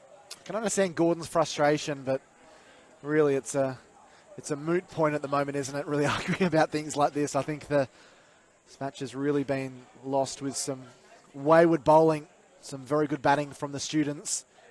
Another bouncer. And a third short ball for the over. So that is the end of the 15 overs completed. The University of New South Wales chasing 151 for victory, a 2 for 130. Chris McPherson's jumping out. And thank Chris for his fantastic work, not just in this spell, but throughout the whole of the afternoon. And Andrew Mansell will join me, well, probably not for 5 overs. I think we might be here for less than that, with the University of New South Wales on the verge of victory. Attenborough 57 from 38. McLean cautious, currently 3 not out off 7. As I welcome Andrew Mansell to the commentary booth. Yes, good afternoon, Jack, and good afternoon, viewers. If you're tuning in across the Daily Telegraph Network and News Corp, welcome to the broadcast. And wow, Uni of New South Wales have batted so well this afternoon, and it looks like they're going to face Bankstown in the final. So we could be seeing a Bankstown Uni of New South Wales Kingsgrove Sports T20 Cup final. Bankstown 3 for 115, chasing 132 for victory against Parramatta. Dan Solway, the New South Wales top order batter, made a dashing 40 off 39. Very good run rate for him. And Azishan Ahmed made 53 off 29 deliveries. Score dug out on ball 1. So in both matches across Sydney today, would need some extraordinary collapses in the last few overs to see the bowling teams win. Hunter comes in once more. This ball punched straight to cover. And they get the breakthrough, so Hunter is able to remove Attenborough, who plays a wonderful innings but departs for 57 off 40 deliveries. And where there's life, there's hope. Gordon, wouldn't say 2 quick wickets, but 2 wickets in a reasonable amount of time. 3 down now, 3 for 130. Still 21 required. And Attenborough departs for a very well-made 57. So he's on his bike. He's no doubt going to get the na-na-na goodbye song from his Gordon compatriots as they bellow out in song, not for the first time today.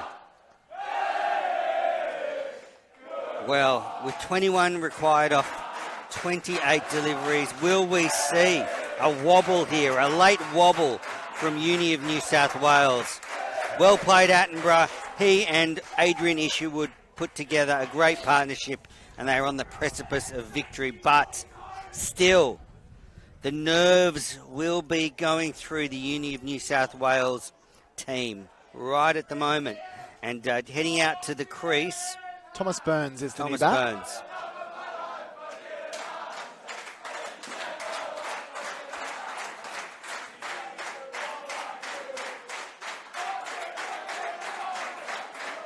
Do you feel if Gordon could jag another wicket here, really open the game up a little, but not a lot of pressure run rate rise. They need to keep taking wickets. Yeah, we got 2 new batsmen there, don't you? You've got McLean, the captain, who's been in there for 7 balls, but only on 3, as Burns is back defending out to cover.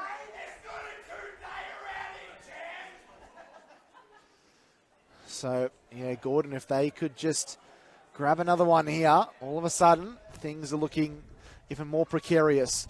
As he slapped this one, he's got a fair chunk of that. That's gone all the way for 6. What a way to welcome the bowler to the crease. That was beautifully struck there by Thomas Burns. A great shot there. He just played across the line and straight onto the seating up there at mid-wicket region. And I think he's taking the right attitude. He knows Uni of New South Wales are in a good position. What they don't want to do is start just defending and getting bogged down and not keeping the score ticking over. Hunter in. He's back and looking to cut. He's been caught behind, has he? They're appealing, but the umpire unmoved. They can't believe it either. They seem so confident. The whole side went up, man, as wicketkeeper and bowler included. But the umpire unmoved. That would have made for interesting viewing. If there was an edge, it was a very fine edge. There wasn't a lot of deviation off the bat.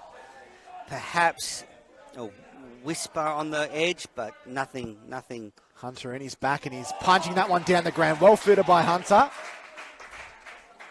Throws the ball down, disgust at the end of the over. Hasn't been an overly fun day for him.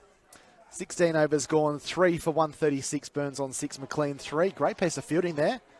Quite athletic, the athleticism being shown there by the Gordon opener. So 15 required from the final 4 overs. As we just almost tick over to 5:30 local time here in Chatswood. So we'll run a little bit over time. The upset Kings, Uni of New South Wales, knocking over Sydney last game and now First on the verge. and second, back-to-back, isn't it? Exactly. So, and they don't even have Dan Christian with them, their star player who's gone off to play in the Big Bash. So Saggers will continue into his 3rd over. Pitches up, this ball driven nicely to cover. A nice bit of fielding there by Wright. Keeps it to no run. Saggers was all over the place in the last over, wasn't it? Well, a couple of really loose deliveries and one more full toss like that, and I think he'll be taken out of the attack. He bowled that no ball. That was directly at the batter's head. And free hit went for 4. I think there might have been a wide there as well. It was a bit of an expensive over from Saggers, who bowled pretty economically in his first over. He has 1 for 13 at the start of his 3rd. Into McLean, who's back and looking to cut at that, but a play and a miss outside the off stump. He's steepling delivery. Struggled a little bit out here, has Brandon McLean, the captain of the University of New South Wales. 9 balls now for his 3. Good bounce from Saggers. There is a tall lad, digs it into the pitch. 15 off 22. 15 off 22. Can Gordon choke this Uni of New South Wales batters. Saggers in, McLean back, and again looking to cut. Swiping hard at it, so a hat-trick of dot balls to start.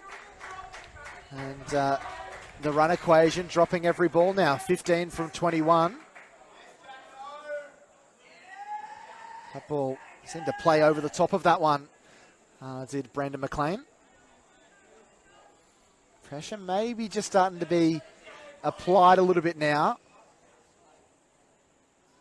The heat just starting to be turned up a couple of notches now.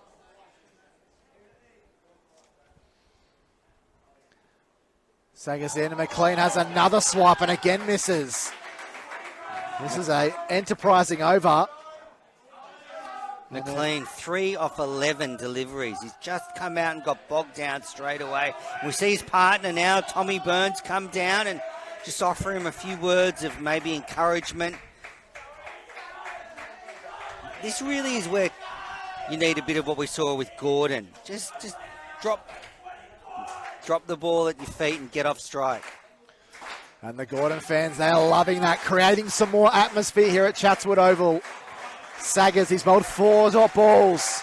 McLean struggling. What can he come up with this ball? Saggers in, pitched up, and the ball knocked away unconvincingly past the keeper. And McLean will pick up a single. He chomped down on that one and will pick up 1.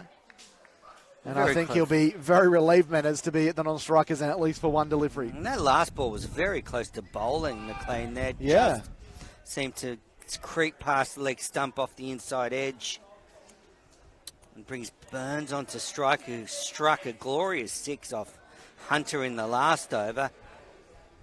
I wonder if he's the batter who's going to take the long handle to the Gordon attack now and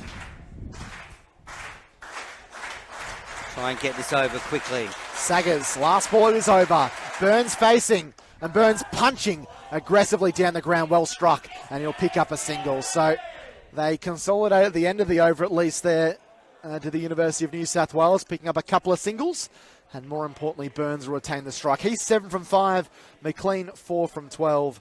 And after 17 overs, 3 for 138, so 13 required from the final 3 overs. Ball certainly in the University of New South Wales court, but a wicket, a couple of wickets, and things could change very, very quickly. And just going around the grounds quickly, I can confirm that Bankstown have won their preliminary final against Parramatta. They finished 3 for 133, chasing 132 for victory. Jay Cormack, 15 not out. Dan Nikotra, 3 not out. So that's a 7-wicket victory for Bankstown, and they will go into the Kingsgrove Sports T20 Cup final that will be played on Australia Day. And now it is just down to Gordon v Uni of New South Wales. 18 balls left. Who will join Bankstown in the final? It's all to play for. Hunter with the ball. So Hunter to continue. And congratulations to Bankstown. They've been far and away the best side in the Thunder Conference. They find themselves in the final. Hunter in, and this ball worked back towards him. 13 from 17. It's lowering that margin.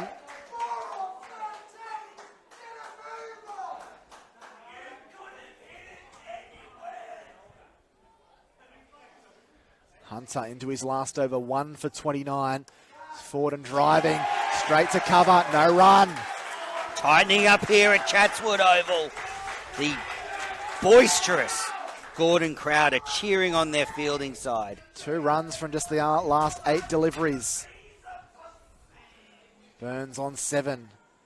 It's back here working into the gap. They might look for 2. No, they're just happy just to take the single. 12 required. They could finish it with 2 lofty blows if they want to, but I don't know if they're going to risk that way. Yeah, courageous stuff to do that. It brings McLean back onto strike. He's had a bit of time to recompose himself at the non-strikers end for the last couple of minutes. Has really made hard work of things out in the middle. He might like the look of Hunter though. Hunter comes into McLean, who's forward and defending. Little inside edge, bobbled back onto the pad. 12 from 14 now.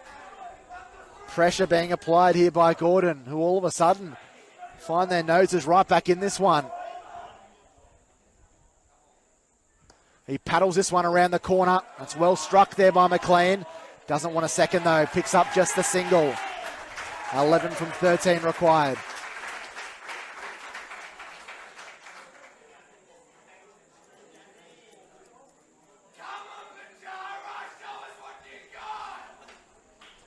So, last ball of Hunter's over. He crunches this one out through extra cover, picks up a single. Well played there. Trying to keep their composure, just keep the scoreboard ticking over. 3 from it. Hunter finishes with 1 for 32 from 4. And 18 overs gone. Uni of New South Wales 3 for 141. 10 required from these final 12 deliveries. 5 and over. Well, a couple of overs ago, we thought Uni of New South Wales were just going to coast to victory when Attenborough and Isherwood were together. They had the Gordon attack at their mercy. And then a couple of breakthroughs and a couple of tight overs by this Gordon attack has meant they're back in the game. And now, Uni of New South Wales still heavy favourites, but 10 of 12 deliveries. Burns and McLean at the crease. Burns has batted well, been striking them well. He's on strike. Back in this one, cut over the infield, racing away down towards the boundary for 4. The shackles are broken. Just 6 required now. Burns goes to 13, crunching it over the infield. Short ball from Saggers. Burns played that uppishly, sort of over mid-off with a cross bat. An unusual shot, but very effective. He's raced to 13 off 10. He's actually looked very good since he came to the crease. He's been timing the ball well. And he looks like the player to do it. 6 needed. This ball smacked. This could be it here. It is! Uni of New South Wales win. They're into the final. They love it as well. The University of New South Wales, for the first time in 16 years, are through to a final, and they did it in the most convincing of fashions. Thomas Burns with a wonderful lofted on drive for 6 to win the game. He finishes 19 not out of 11. McLean a dogged 5 unbeaten from 14. So they reach the required target of 151 with 10 balls remaining. But the day certainly belonged to their opening batsmen, Jack Attenborough and Adrian Isherwood, who both notched up half centuries and have guided them into the final against Bankstown. So we played on January the 26th, an absorbing and interesting 2020 match again, Andrew Mansell. We've been spoiled with the top quality matches we've done in this competition, but the Uni of New South Wales, too good in the end, and the small smattering of fans over there, they are really enjoying this one. Yeah, tremendous contest here this afternoon at Chatswood Oval. Commiserations to Gordon Cricket Club. They've played very well all season in this competition, but they were beaten today by a red-hot Uni of New South Wales. Attenborough and Isherwood with 2 dashing half centuries. Attenborough 57 off 40, Isherwood 62 off just 42 deliveries. They took the game away from Gordon, and they will play Bankstown in the final of the Kingsgrove Sports T20 Cup. Thank you very much to everybody that's tuned in here from on the Daily Telegraph website to watch this fixture from Chatswood Oval. Of course, Chris McPherson was one of our commentators. But it's been a spirited performance for Uni of New South Wales, and the final is being played on Australia Day, Jan 26. So tune into that one. It's going to be exclusive on the Daily Telegraph website. Just go through the batting scorecard for the University of New South Wales. It was worrying early on when they lost Thomas Scoble for just 2, but then a wonderful partnership worth 115 for the second wicket effectively set up the win. Jack Attenborough made 57 from 40 balls with 8 fours and a 6. Well, he was caught Crawford off the bowling of Hunter, and then Isherwood a wonderful knock of 62 from 42, 7 fours and 3 sixes. Saggers removed him not shortly after he'd been struck in the helmet, but then Burns 19 not out from 11 and McLean 5 from 14 did just enough to push them over victory with 7 wickets in hand and still 10 balls to spare. So congratulations to both teams. Congratulations to the University of New South Wales, who are the Sixers conference champions, and they make their way through to Bankstown against the Bankstown Cricket Club on January the 26th. Commiserations to Gordon, as Men has mentioned. A great season for them. They played some very enterprising and exciting cricket and have certainly entertained their fans over the last couple of months in this campaign. But on behalf of everyone here at Chatswood Oval, we thank you for your viewership this afternoon. Don't forget to join us on January the 26th, where it will be the Bankstown Cricket Club against the University of New South Wales and what promises to be a cracking and absorbing final of the Kingrove Sports T20 Cup. Big thanks to all of our cameramen that have been doing a wonderful job to get all the action and all the pictures across not just this match, but all the matches we've been broadcasting. And also a huge thanks to my fellow co-commentators this afternoon, Andrew Menzel and Chris McPherson, as well as Zach Goodchild and Andrew McLeish are their production specialists, working remotely and working hard to make sure everything is going A-OK from our end. So a massive thanks to everyone behind the scenes that's made everything look fantastic here this afternoon. But until January 26th, where we have a cracking final between Bankstown and the University of New South Wales for you, it is Jack Clifton and Andrew Menzel signing off with the University of New South Wales. Handsome winners today here at Chatswood Oval by 7 wickets.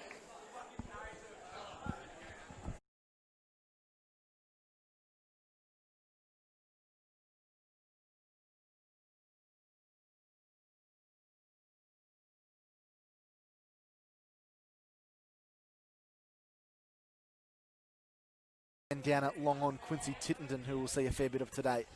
Attenborough waits for White, and he's beaten, and that could have been a missed stumping chance there by Newman. Up the attack from the southern end. Scoble on strike. It's a short ball. He's slashed it, and he's caught a point. He has been caught. Prem Kumar takes a wicket with his first ball of the innings. Fans are up and about. Isherwood about to face his first ball. It's another short ball. Oh, it was uppishly played behind square, and it's gone for 4. Well, at UNSW. Here's Kumar in again, and it's slashed that. And 6! Beautiful shot. Hit on the full by Attenborough, straight to the big tree over the point region. And, well, it's looking good at the moment for Uni. The dasher Attenborough. It's another shot ball, and he swung this high over mid-wicket. And it's bounced. I think that could be 4. Just waiting for this 4 runs. Yes, Attenborough swung across the line. It's come off the top. To go after the bowling. Likes to score quickly. Right in, around the wicket. Attenborough on strike. It's thrown up there and beat the batter. And that's the end of the 5th over here in this innings. Sorry. Isherwood's swing that one high and handsome over mid-on for 6. What a beautiful shot by Adrian Isherwood. It's bounced onto the hill. Titterton into Isherwood. He's just been smashed for 6, and that's driven nicely in front of point for 4 by Isherwood. A lovely square drive. And he's pumped up, Isherwood. In again. Bowls to Attenborough, who's down the pitch and driving handsomely through the covers. That was a beautiful shot. He hit it on the march, a couple of steps. A very short run-up, just about 5 steps. In again, and Isherwood uses his feet, and Hunter saw him coming, and he fired it in a bit quicker. But Isherwood... 90s for Gordon. Oh, it's a long time. Mepham bowling to Isherwood. Mepham in, it's a quicker ball, and Isherwood has reverse swept him for 4. That's a beautiful shot. He's changed the hands around and reverse swept it. To have that sort of experience around the traps early in the T20 season would be great. Hunter in, and Attenborough's tried the reverse sweep. I don't know if he's made any contact, but the keeper did not get a glove to it, so it's run away towards the third man region. Hunter in. And swung away on the onside for 6 by Adrian Isherwood. A classic, conventional slog sweep. Signalled 6 from the crease. Sort of thing I would do batting, but I was never very popular. Here he has done it again, and that's 6 more. Second one for the over. Adrian Isherwood, and he signalled 6 again to the crowd. Boy, there is a bit of feeling in this. Hello, there we go. He signalled 6 again. There's a lot of spice in this. He should have been able to get out of here pretty quickly. Certainly is, yes. For Mepham. Throws it up and it's cut behind point on the offside, and that's going to smash into the pickets for 4. That was a short ball by the leggy. Well, smashed away. Offie. He's an offie. In again. Short ball. And he's pulled it high in the air, Attenborough. And it's one bounce and over the fence. That's 4 runs. He moves along to 46 off 27 deliveries. And that is the end of... Isherwood there slashing this ball backward a point. That's 4. Thuds into the fence. Quick as a flash to get in position and crunch that one away. Half century. He's only 2 shy. And he beats the keeper again. This one bouncing in front of the wicket keeper there. They'll come back for 2. And this is a wonderful half century to Adrian Isherwood, coming off just 33 deliveries. He came in a very difficult position with his side 1 for 3. And good to see the respect from the Gordon fans. They've had a little bit of a, maybe not a love-hate relationship, but a bit of a love fest with Adrian Isherwood. They were giving him a bit of banter when he was fielding, and they've been pleased. So racing each other along. In comes Crawford, and this ball slashed over the top. There was a chance there to the man, and it's just been stopped inside the benches. So they'll come back for 2 more. Good piece of fielding on the fence there by Quincy Titterton. Get Chris to give us those scores after this delivery on the free hit. He's slapped this one in the air. Hasn't got all of it, but it's going to go to the fence for 4. Seemed to hit quite high in the bat, but he placed the ball nicely, and it across there at Kensington and Randwick. They'll be celebrating. And this ball has been slashed over the top. I think he's hitting it in the head, actually. It hasn't hit the bat. He's in a fair bit of grief, actually, is Adrian Isherwood. And we saw they've been a little bit quiet. Forgotten that they were here, actually. As this punched down the ground by Attenborough. And that's a really well-made 50. 32 balls for him. A marvellous knock. And part of a match-defining partnership with Adrian Isherwood.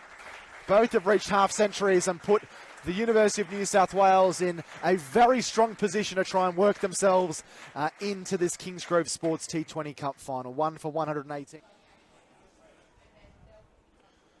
Yeah, this ball lofted to be out. Quarter cover. So Isherwood on his way. You feel that in hindsight, maybe in a better thing for him to come off after being hit in the head. But he goes off, and it's a marvellous innings, though. 62 required. Saggers in. That's a no ball. And that'll be a warning as well. Just completely lost control of that one. And that's not what they don't need that. As you say, no malice in that. So the free hit, Saggers in, and this ball's crunched over the infield. Beautifully struck. One bounce into the fence for 4. That is vintage Jack Attenborough there. Last few overs to see the bowling teams win. Hunter comes in once more. This ball punched straight to cover. And they get the breakthrough. So Hunter is able to remove Attenborough, who plays a wonderful innings but departs for 57 off 40 deliveries. And where there's life, there's hope. Gordon, wouldn't say 2 quick wickets, but here, all of a sudden, things are looking even more precarious. As he slapped this one, he's got a fair chunk of that. That's gone all the way for 6. What a way to welcome the bowler to the crease. The score ticking over. Hunter in. He's back and looking to cut. He's been caught behind, has he? They're appealing, but the umpire unmoved. They can't believe it. Burns has batted well, been striking them well. He's on strike. Back in this one, cut over the infield. Racing away down towards the boundary for 4. The shackles are broken. Just 6 required. 6 needed. This ball smacked. This could be it here. It is! Uni of New South Wales win. They're into the final. They love it as well. The University of New South Wales, for the first time in 16 years, are through to a final. And they did it in the most convincing of fashions. Thomas Burns with a wonderful lofted on drive for 6 to win the game. He finishes 19 not out of 11.